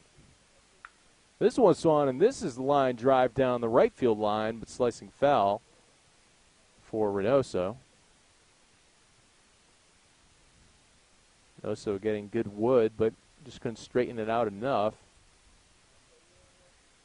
As now he'll have to protect the plate with a 2-strike count. Acosta fires, fastball swung, and fouled over towards and into the first base dugout, which is the one that the Pirates call home. This is the top of the 6th inning. The Pirates are the away team for Game 2. Here's the pitch. And that one misses outside for ball 4. Reynoso draws the walk here as Jason Padlow will come up to the plate, 2 for 3. doubled and had an RBI in the first inning, singled in the second inning, and grounded out over towards the first baseman in his last at-bat in the fourth inning. Nolan Henley with a home run. Well, that's going to be the story of this game. The Pirates getting their first home run of the season.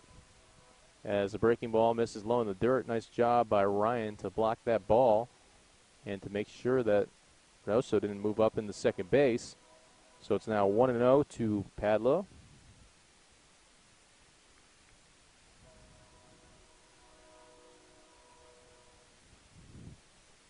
Here's the pitch, and the fastball's in there at the knees, 1-1 the count. This is just the second game of the season series between the Pirates and the Buccaneers, or at least the second game of the series that will count in SCCBL action. Reynoso's off with the pitch. The pitch misses inside. Reynoso sliding foot first into second base, and the throw is made in time. Ryan guns him out. And so Reynoso is caught stealing, and that'll end it for this inning. But the Pirates do get one run back, and that was in the form of an absolute rocket down the left field line by Nolan Henley, the leadoff hitter, showing off some power. And so it's 7-3 as we head to the bottom of the sixth. Pirates on top. You're listening on InlandValleyBaseball.com. And welcome back as we head to the bottom of the sixth inning. 7-3 the score. First pitch is in there for strike one from Kevin Glom to Jack Spawn. 6'2", 195 right-handed hitter from Point Loma Nazarene. Here's the pitch. Swung on and fouled back over the screen, and it's 0-2.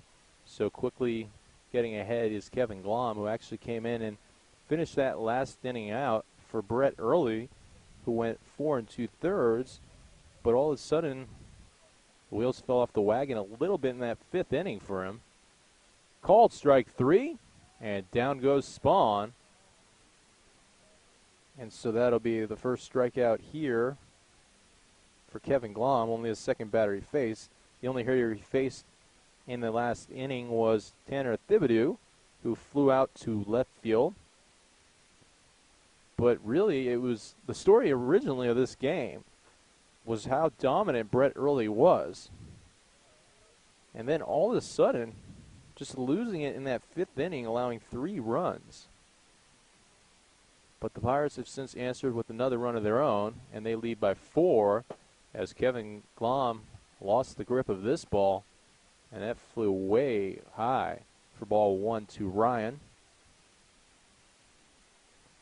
Ryan came in, or is batting in Richie Chavez's spot. Swings and misses nowhere near the zone, or the hit, or the swing was nowhere near the ball, I should say, and it's 1-1 for Miles Ryan. Chavez was 1 for 2 with a single and a run scored, as this one misses low, and it's 2-1. Meanwhile, Ryan is 5'11", 170, plays for Citrus College. We do have an update out there in San Diego, as this pitch is on the outside corner, called a strike, and Team San Diego has come away with 3 out of 4 over High Desert. So Team San Diego is now 6-2 in league play. They won 3 out of 4 against the Heat, breaking pitch in the dirt for a ball. And they won 3 out of 4 against the Buccaneers. So temporarily, Team San Diego feeling good about themselves in the standings. Here's the pitch for Glom. Fastball swung and foul tipped. Of course, you see that they're 6-2 in the league, and that sounds really good, and it is really good, don't get me wrong. But they haven't played the Pirates or the Power yet. So they'll probably start to fall a little bit more back to the pack. Here's the pitch from Glom. Breaking ball swung on and missed, and that is strike 3. So Glom strikes out a couple here in the 6th inning against the Buccaneers. It looks like we're going to have another new hitter here in the form of Johnny Juarez. Juarez started the first game as catcher and comes in here for the first time in this game. Juarez 5'11", 190, plays for Mount Sac. Hometown is Glendora and went to Glendora High School. Pitch misses high for ball 1, 1-0 the count.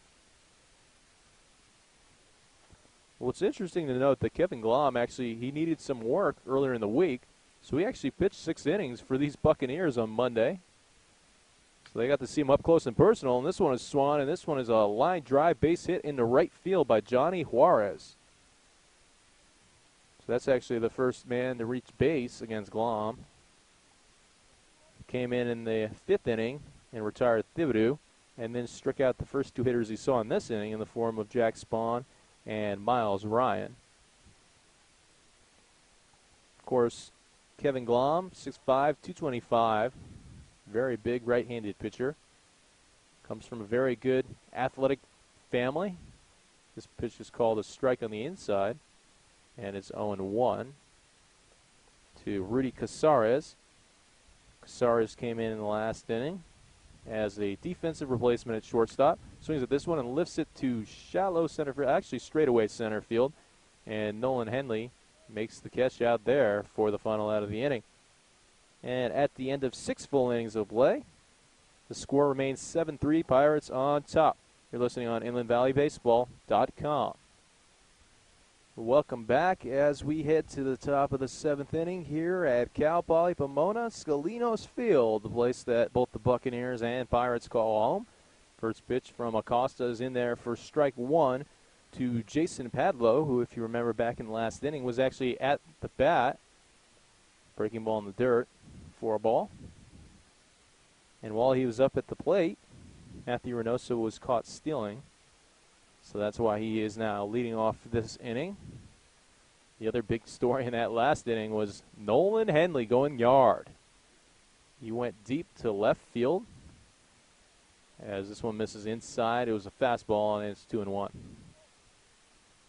On deck is Andrew Alvarez, and in the hole should be A.J. David unless somebody's replacing him. So the heart of the lineup here. This one's swung on, and this is a line drive down the left field line, and that is going to one-hop the wall. Digging in towards second is Jason Padlow with his 3rd base hit of the day. 2 doubles and 1 single. So big 3-for-4 day for Jason Padlow in Game 2 of the doubleheader. Time called for. Fernando Escobar will come in as a pinch runner. And then I guess presumably will replace Jason Padlow in the field because Escobar is a shortstop, so that would make a whole lot of sense. Guess they wanted to ride Jason Padlow out there for one more at bat. You know, he was playing so well that they wanted to see if he could do some more damage, and that's exactly what he did with that leadoff double. Here comes Alvarez, swings at the first pitch he sees, towering fly ball in the infield. Jack Spahn, the first baseman, calls for it and makes the catch. And that'll be the first out here in the 7th inning on the fly ball by Alvarez over towards the first baseman, Spahn. Here comes A.J. David. David 0 for 2. Grounded out to short, flew out to center, and walked in the first inning. On deck is Kyle Jackson. Fastball outside, ball 1, 1-0 the count. So Jackson, it looks like, will come in for Johnny Reynoso, who scored twice, reached on a fielder's choice, also walked and struck out. Acosta checks the runner at second, fires home, Swan line drive into center field, right back from where it came from. So that's A.J. David's first knock of the day, and being held up at third is Fernando Escobar. We talked about it, and he's such a good hitter that you know eventually in a doubleheader, A.J. David is going to come up with 1 hit. But it was frustrating in the sense that he had been on base 3 times in the form of walks, but he just hadn't actually got that hit until now. We mentioned that Kyle Jackson was on deck for Johnny Reynoso, and now it's official.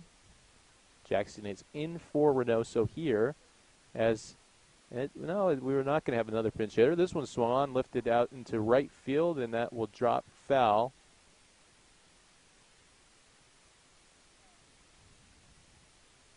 A.J. David was really hustling on that play. He was at third and will now have to go back to first base. Top of the 7th inning, 7-3 the score. Pirates ahead of the Buccaneers. hoping to take both games of this doubleheader, put themselves at 4-2 in league play. If they could do that, here's the pitch, swung on and foul, out of play down the first base line. If they could do that, 4-2 would put them at third place in league standings right now. Power are 3-1. San Diego 6-2. And the Pirates would be 4-2 as this one hits Kyle Jackson in the left arm. Tried really hard to get out of the way, jumped out of the way, so much so that his shirt in the front actually became untucked, which he's now tucking in down at first base, but just kind of nicked him, I guess, because he didn't show any signs of it really hurting him. That's never like a good thing when you see a guy who's kind of working his way back from breaking his hand to get kind of hit right near the wrist type area. Here's a pitch to Anthony Virgin, and it's an off-speed pitch that misses high, and it's 1-0.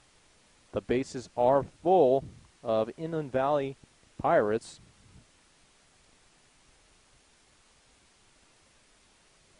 Here's the pitch. This one misses for ball 2, and it's 2-0. Well, Kyle Jackson, of course, is on first base. He was just hit by the pitch. On second base is A.J. David, who singled, and on third is Jason Badlow, who doubled. Pirates looking for insurance runs. That's a towering fly ball to deep left field, but it's going foul. And that one, if it was fair, would have been gone. And it would have been a grand slam, but it was foul. Needs to straighten it out by about a good 10 feet, I'd say. But it was really a rocket off the bat of Anthony Virgin. Virgin 0 for 1 in this game. Was hit by a pitch in the third and walked and scored back in the first inning. His brother is on deck, so Nathan will come in. Should Anthony get a hit here? He checks his swing, and the umpire says, no, he did not go. And now he appeals down to second, and now the second base umpire called it a strike. So that was interesting because the home plate umpire really didn't think he went. And when he appealed, the second base umpire said, yeah, he did go. And here comes the 2-2 offering from Acosta. This one is nubbed off the edge of the bat. Foul down the third base line. Asperger, the third baseman, will pick it up. Toss it back into the catcher, Ryan, who will hand it over to the home plate umpire.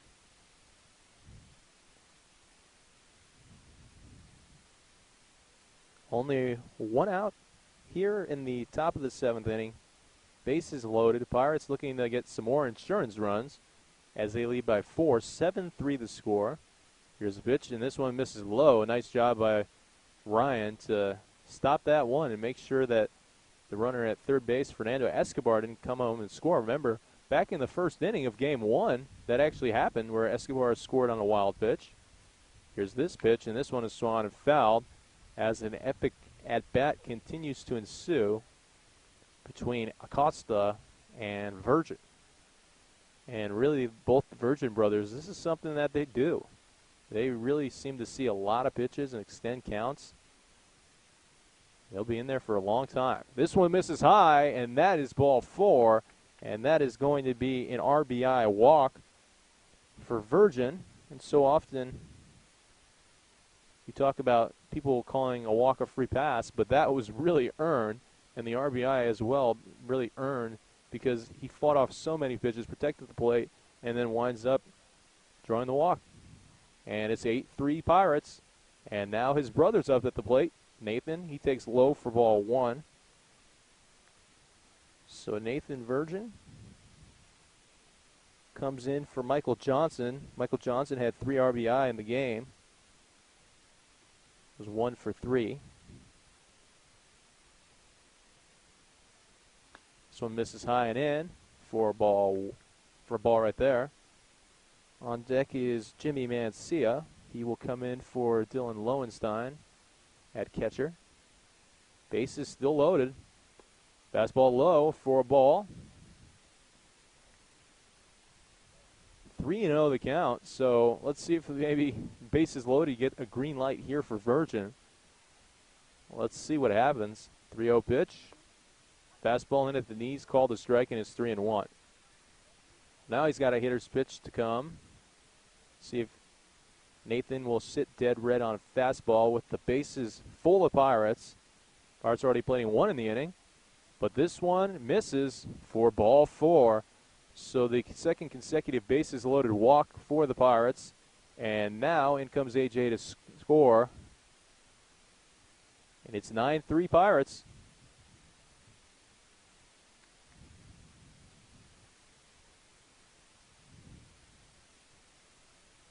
So a couple RBIs for the Virgin brothers, and they were both walks. Still only one down in the inning as Jimmy Mancia comes up for the first time today with the bases loaded.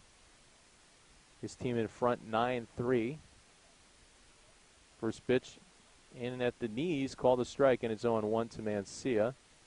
On deck is Jacob Bernardi, so that'll be another pinch hitter to come in for the Pirates. Costa comes set, fires, swung on and missed. Way out in front of the off-speed pitch, and it's 0-2. 9-3 the score, one out. Top of the 7th inning. Here's the pitch from Acosta. Swung on and fouled back at the screen, and it's 0-2. The on-deck batter, Bernardi, will pick it up.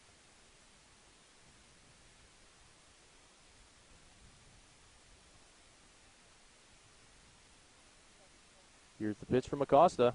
Swung on and missed, and that's strike 3. And down goes Mancia, and that's the second out of the inning.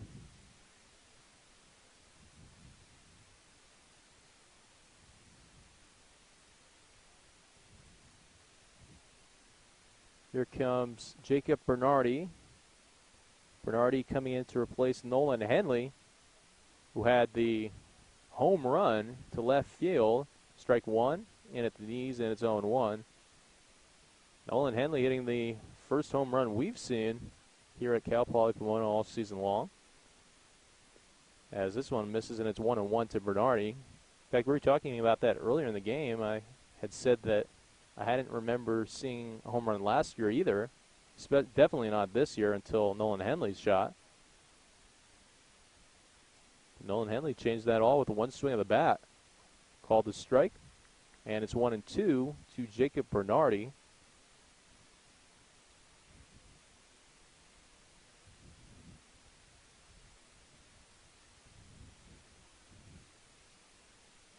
Here's the pitch.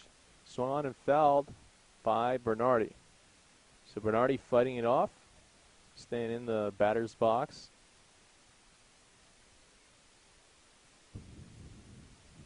On third base is Kyle Jackson, who was hit by a pitch. On second base, Anthony Virgin, who walked. And on first base, Nathan Virgin, who also walked. Both the Virgin brothers earning RBIs on their walks. Bernardi fouling off another one because the bases were loaded, so that's how you get an RBI on a walk.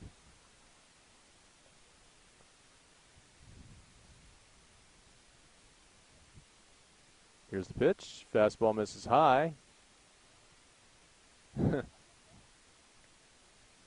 Not quite sure what Anthony Virgin was reading on that, but he took a major stride off second base and actually kind of slipped a little bit on that pitch that missed high.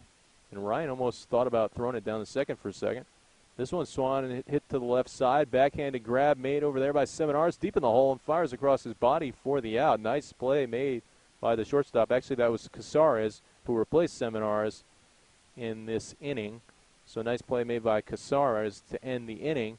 And at the end of 6.5, it's now 9-3. Pirates on top of the Bucks. It's time to stretch here at Cal Poly Pomona. Welcome back, and Mbusi Hatswayo in for the first time in this game. Takes ball one high, and it's 1-0 to him. He started the last game and now finishing off this game for the Inland Valley Buccaneers. Swings at this one, drives it to the right side, hard ground ball at Alvarez, who blocks it and then flips it over to Kevin Glom for the first out of the inning. So 3-1 on that put out. As the two big right-handed pitchers, I mean, Obviously, Alvarez is playing first right now, but he can also pitch as well. In fact, he pitches very well because he's the pitcher of the week. But the two big right-handed pit players right there, 6'5" Glom and 6'4" Alvarez, connect on that. Glom shakes off the catcher's sign and now fires home. Breaking pitch in the dirt, and it's 1-0. The catcher is Jimmy Mancia, who came in to pinch hit in the last inning for Dylan Lowenstein. Kyle Jackson, he is now in at second base after coming in for Reynoso. Here's the pitch. Fastball misses high for ball 2, and it's 2-0. Also Escobar, he is at shortstop after coming in to pinch run for Jason Padlow, who went 3 for 4 in the game. Jason Padlow. Very, very good performance in game 2 of the doubleheader. Swung on and missed, and it's 2-1 to Michael Smith, who is 1 for 3 in the game. Michael Smith singled in the first and then was caught stealing and then struck out back in the third and fifth. Here he is for his fourth at-bat in the 7th inning. Checks his swing, but it doesn't matter because it's called a ball, and it's 3-1 to Michael Smith. So you're at the leadoff spot in the lineup with Smith and Asperger. Asperger, another guy who's been coming through for the Buccaneers specifically today. This one is fouled behind home plate and into the parking lot area. Didn't hear any loud, resounding noises, so I don't think anybody's car was hit there. I think everybody's safe. Full count pitch.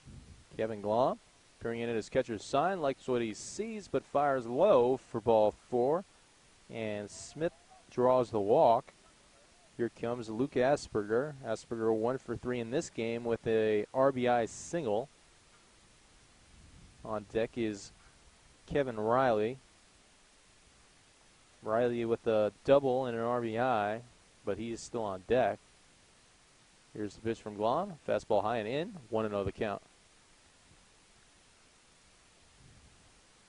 We mentioned it that Kevin Glom actually pitched for the Buccaneers on Monday and went 6 innings and was actually the pitcher of record when he left because he gave up no runs against the Legends. Bouncer up the middle over to the second baseman Jackson. He flips it to Escobar. Escobar spins and throws, but not in time. So they get the lead runner out at second base on the fielder's choice for 6 is how you would score that one as Riley comes up to the plate. You just mentioned Riley's 1 for 2 with a double and an RBI in this game. Very, very talented right-handed hitter for the Inland Valley Buccaneers. Of course, Kevin Glom from Loyola Marymount. This one swung on and missed, and it's 0-1. We mentioned earlier that he has a very athletic family, very good gene pool. His father, Christian, actually played Division I basketball at Santa Clara.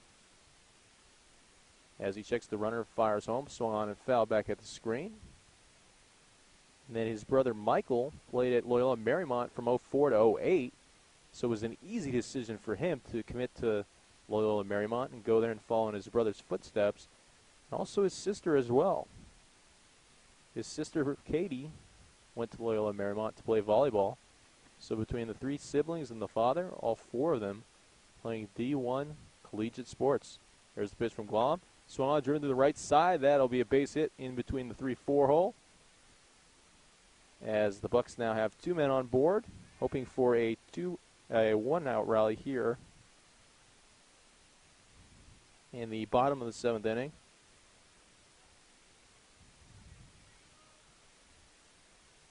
Up comes Tanner Thibodeau. Thibodeau, 0 for 1, flew out to left field on the very first pitch he saw, which was actually the very first pitch that Kevin Glom threw back in the 5th inning. Glom actually inheriting a bases-loaded jam, came in and tossed that one pitch that Thibodeau hit a mile high in the left field. Fastball high, ball 1, 1-0 the count.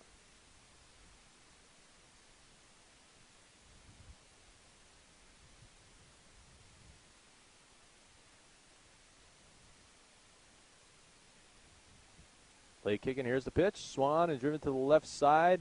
Deep in the hole is Escobar. He tries to fire the short way, and they get the fielder's choice over at second base.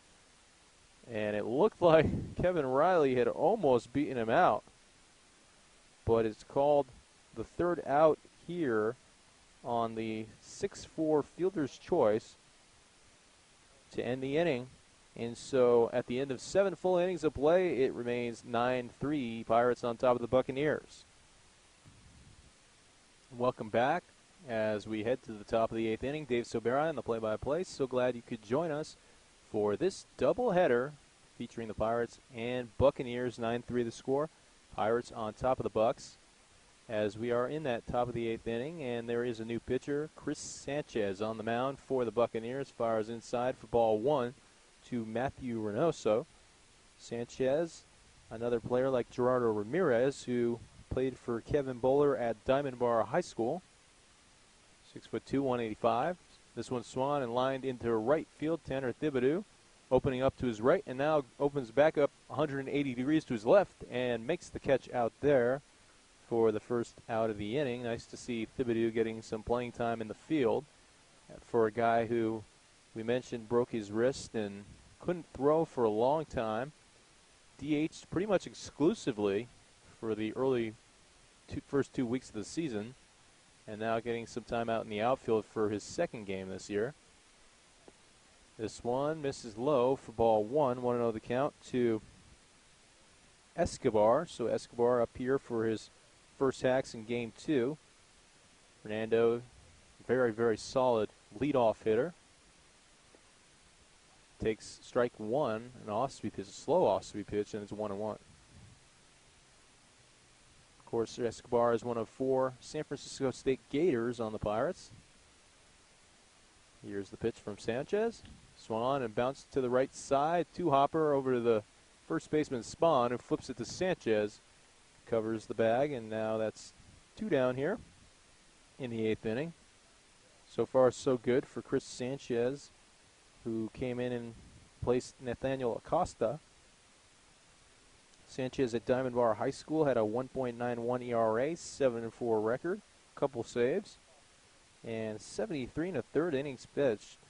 Also tossed 4 complete games. Of course, at the high school level, it's 7 innings as opposed to 9. Here's Andrew Alvarez.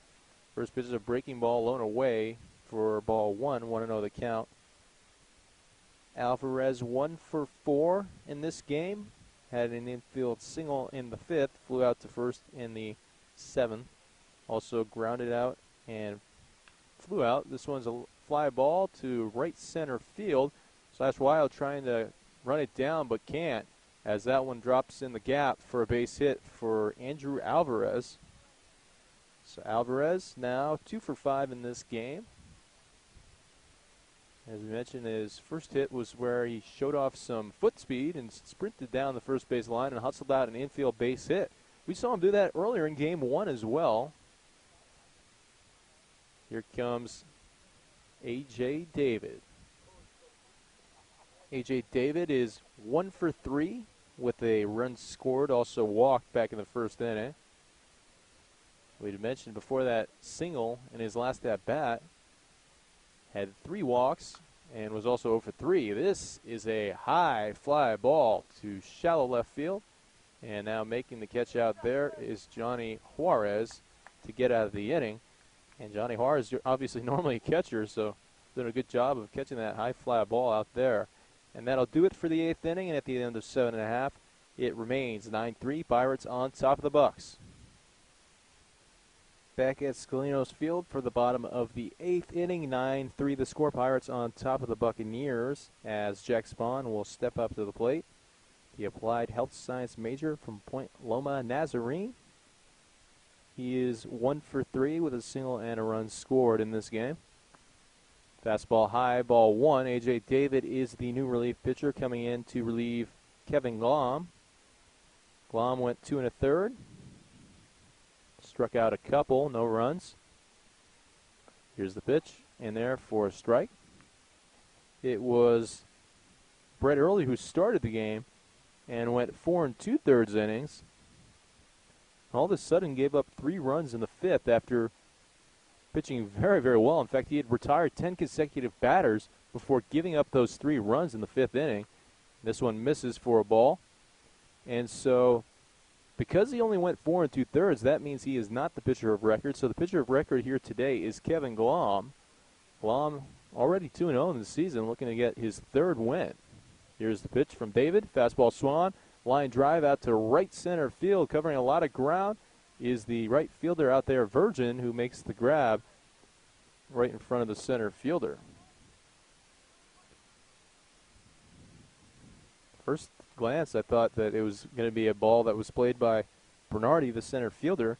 That was kind of who I was following the entire way, especially considering how far Virgin ran to catch that ball. But we mentioned all these outfielders are just so fast for the Pirates. Starting with Nolan Henley and Jacob Bernardi as well. And you just saw Virgin right there, called strike, 0-1 the count. Here to Miles Ryan, who came in the 6th inning and struck out, so he's 0 for 1 in this game. Shades starting to cover the entire field, as this one misses low and away, 1-1 the count. Pretty much all of right field, and the right side of the infield is in shade. Actually, home plate as well in shade. Here's the pitch. Outside ball. The areas that aren't in shade are the hot corner over there at third base and left field. And then there's a little area from the pitcher's mound over towards second base that's actually not in shade. But then the second baseman, Kyle Jackson, is actually in shade. Checks his swing, and yes, he did go. Jimmy Mancia, the catcher, wanted to appeal down to first base, but the home plate umpire said, I got it, and called the strike. So a 2-strike pitch here for A.J. David. Lake Egan, here's the pitch. Outside for a ball. David, he doesn't pitch that much. Normally just a couple innings here and there in relief. Swung on. High fly ball. That will be in the shallow center field area that Bernardi has under control and makes the catch for the 2nd out of the inning.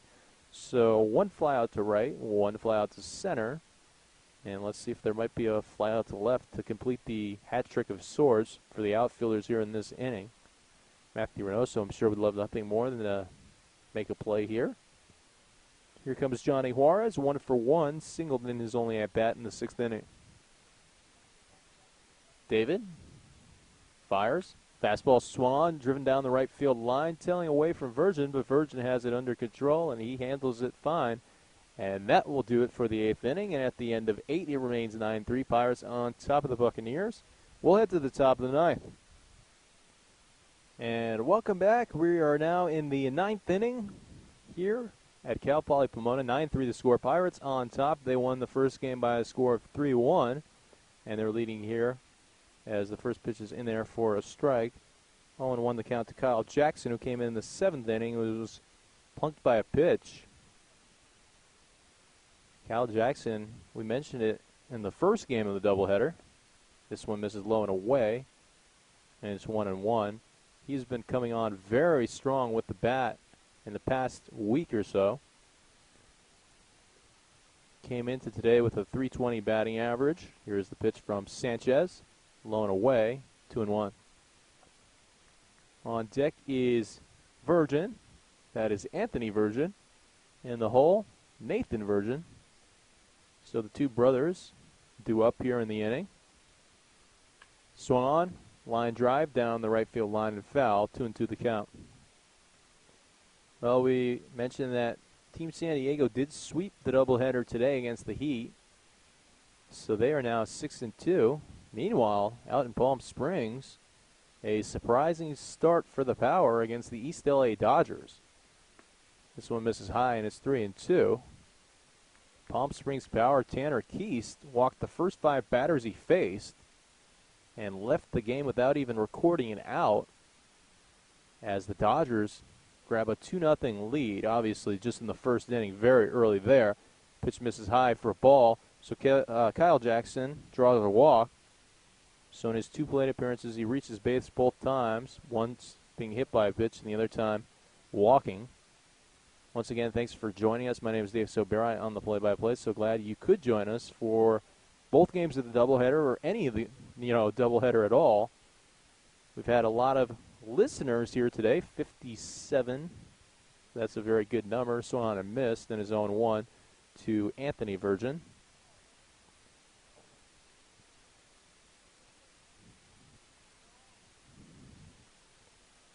Also, if you're just joining us, or if you're just kind of basically listening to the end of this second game of the doubleheader, pitch called a strike, and it's a strike over here to Virgin. Sanchez still on the mound. There will be no game tomorrow. The game was canceled. The Long Beach Legends said they did not have the pitching and decided that they didn't want to play the game, as this one swung on and fouled straight back at the screen. So that game will not happen, so obviously no broadcast, and anybody who is potentially wanting to go to the game, there will be no game. But that allows the Pirates to get some rest tonight and tomorrow, and then prepare for the big 2 games on Monday. Swung on and missed by Virgin. That is strike 3, and down he goes for the first out here in the 9th inning. It's funny because you think maybe the Pirates would have been in the same situation, using a bunch of pitchers here today for 2 league games, and then you're probably top couple pitchers, 2-3 pitchers on Monday to face the Power. Sanchez throws over to first, not in time.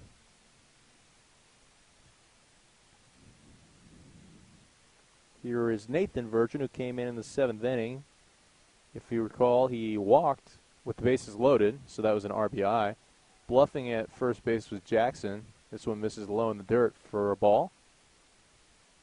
Jackson took a hard right and left step after the pitch, but decided to stay over in between first and second. Sanchez comes set at the waist, fires. Fastball outside. Trying to frame it was Ryan, the catcher, as that one did look well outside, and he kind of tried to, bring the glove back into the strike zone. The home plate umpire wouldn't bite. Pitch swung on and lifted into right field. Will that drop in fair territory? Yes, it does, and that is a single for Virgin. So Virgin 1 for 1 in this game, as there's now 2 men on board for the Pirates here in the top of the 9th inning. And Jimmy Mancia coming up for the second time. He is 0 for 1 and struck out and is only at bat back in the 7th inning. After Mancia, we'll go back to the top of the lineup, which at this point is Jacob Bernardi. Bernardi came in for Nolan Henley, and if you recall, Nolan Henley hammered a home run down the left field line. And we mentioned it basically looked like he kind of tomahawked it. It was that high inside pitch that he just hammered down the left field line. Sanchez checks the runner at second, fires home. This one's driven straight back up the middle, and trying to glove it was Casares, but it clipped off the glove of Casares. And now there's bases loaded here for the Pirates in the 9th inning.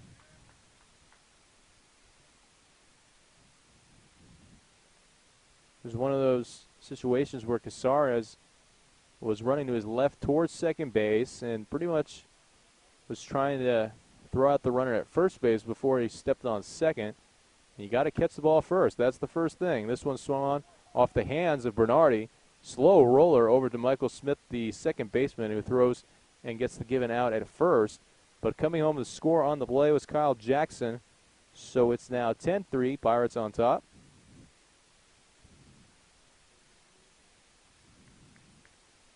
As we'll credit Jacob Bernardi with the RBI groundout to second base. Here comes Matthew Reynoso. Reynoso takes strike 1, 0-1 the count to him. Reynoso walked 2 times and flew out to the outfield twice and also grounded out, so he's 0 for 3 in this game. 6th plate appearance as this misses upstairs, 1-1. On deck is Fernando Escobar. Escobar, of course, came in for Padlo. Fastball, strike 2, 1-2 the count. Runners on second and third. Mancia at second. Virgin at third. Here's the pitch. Fastball away for ball.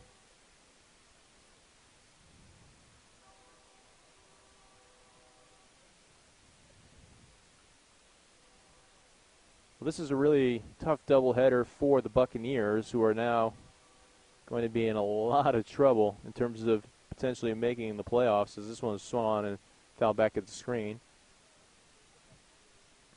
But the Buccaneers are going to drop to 2-8 in league play after today.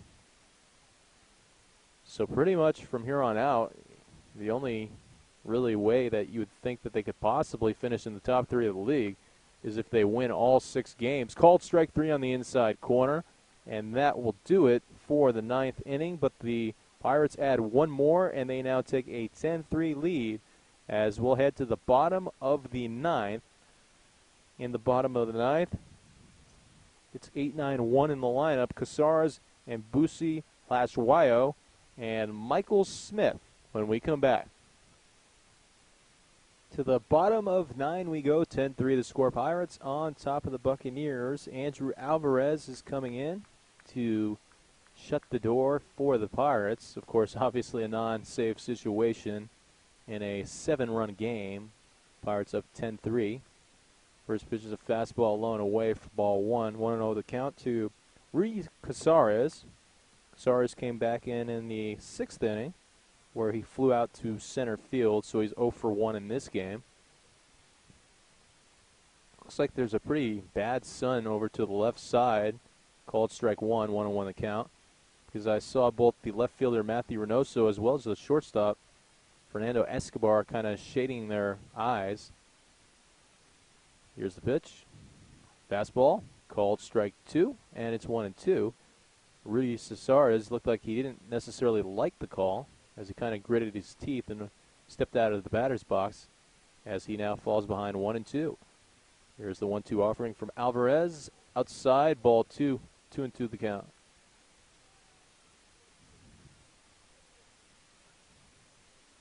So Alvarez looking to maybe just get kind of a tune-up inning here before he presumably will start one of the 2 games against the Power. Breaking pitch in the dirt, and it's now a full count to Casares. Lachwayo, the on-deck hitter, will pick the baseball up and actually put it in his back pocket. I assume he'll be returning that ball to the home plate umpire. Here comes the full count offering. Fastball swung on. Chopper over to the shortstop Escobar. Escobar fires, and in time for the first out. 6-3 there on that put out. Well, if you're just joining us, first of all, you missed a lot of baseball, 18 innings worth. Secondly, it was the Pirates who won Game 1 3-1. Pirates getting 1 in the very first inning as Fernando Escobar, the leadoff hitter, scored on a wild pitch. Here's the pitch from Alvarez to Lachwayo. It misses low for ball 1, 1-0 the count. In fact, that wild pitch actually occurred on a strikeout. So it was a very tough situation for the Bucs, who fell behind 1-0 in the first inning of Game 1. And then Kyle Jackson had a 2 RBI single, actually a 2 RBI double, called strike to Lachwayo in the 5th inning of that first game. That made it 3-0 score. The Bucs got 1 back in the 7th, but that was all they could muster. Swung on and fouled out of play down the third base line. So it was a 3-1 final. But the Bucs did get bases loaded, no outs in that 7th inning. He also had a couple guys on in the 8th and 9th. Just couldn't score that run, couldn't get over the hump. It was Aaron Reynoso who shut the door, swung on and missed. And that is a strikeout for Alvarez.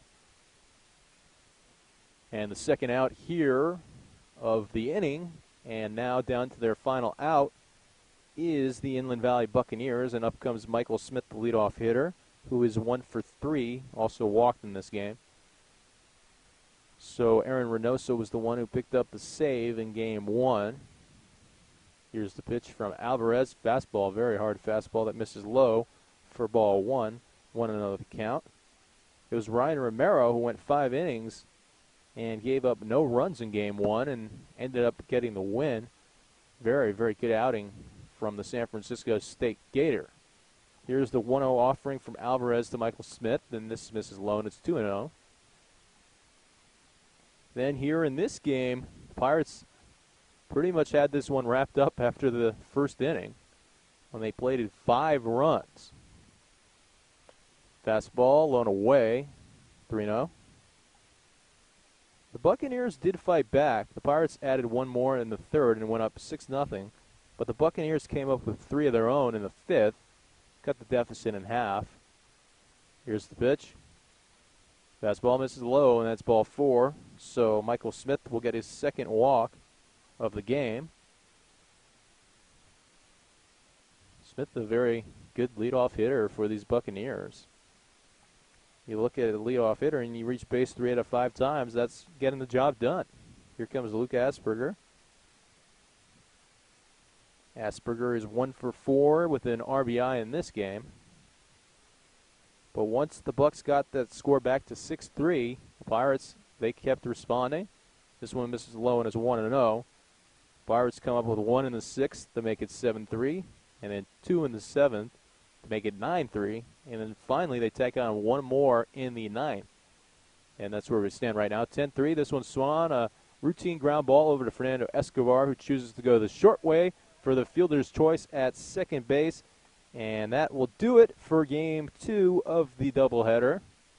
The Inland Valley Pirates sweep the doubleheader and now see their record go to 12-3-1 and 4-2 in league play. Meanwhile, the Inland Valley Buccaneers see their record drop to 3-12 and 2-8. As we mentioned, it's going to be very hard for the Buccaneers to get into that playoff race now, as they are 2-8. And really, specifically, you look at who they still have to play. I mean, they have 2 games against the Pirates, 2 against the Power, and a couple against the High Desert Heat. So that will not be a very easy task to just try to get their record to 500 and 8-8. And if you remember, the Pirates actually in their first season in the SECBL were in a similar scenario and had to basically win the rest of their games. They started out something like 4-8, I remember, and they actually rattled off 3 wins in a row, made it 7-8, and they really got close. But then in the last doubleheader, the last day, I believe they lost a couple games, and then they saw it slip away through their hands. And as we mentioned, the final score here, 10-3, Pirates beat the Buccaneers. The winning pitcher will be Kevin Glom, who went 2 1/3 innings pitched, and he now has his 3rd victory of the season. Kevin Glom doing a very, very good job, of course, all season long. Meanwhile, you look at the Pirates offensively, and a lot of runs scored, but obviously the lead story offensively has to be Nolan Henley hitting the line drive home run over the left field wall in the 6th inning. That was the first home run we've seen here at Cal Poly Pomona all season long. And, of course, Henley also scoring in the 1st inning where he kind of wreaked havoc, tried to steal third base, and then you get a wild pitch, and he ends up scoring all the way from second on a stolen base. And then, meanwhile, you look at pretty much everybody doing well, especially Jason Padlow, another guy who really came through in this game. 3 for 4, couple runs, an RBI. Both Virgin brothers getting RBIs in the 7th inning. And I could go on with a few more. Michael Johnson, 3 RBIs. He had 2 in the 1st inning and 1 in the 3rd. That seems like a very, very long time ago now. But obviously doesn't diminish the fact that he had those 3 RBIs, and that was when it was a little bit of a closer game as the Pirates win this one 10-3. This has kind of been something that's sort of plagued the Buccaneers so far this season, is really playing well in the first game of a doubleheader or a series, being very competitive, and then in the second game kind of, really getting beat, getting blown out a little bit. So they're going to have to try to figure that out a little bit. Well, the manager, Kevin Bowler, and Coach Smith over there, who are now talking to each other as we are finished, finally, with 18 innings of baseball today, all 18 broadcast on our air on inlandvalleybaseball.com. Of course, my name is Dave Soberi. I am so glad that you joined us for all 18 innings, and thanks so much for listening.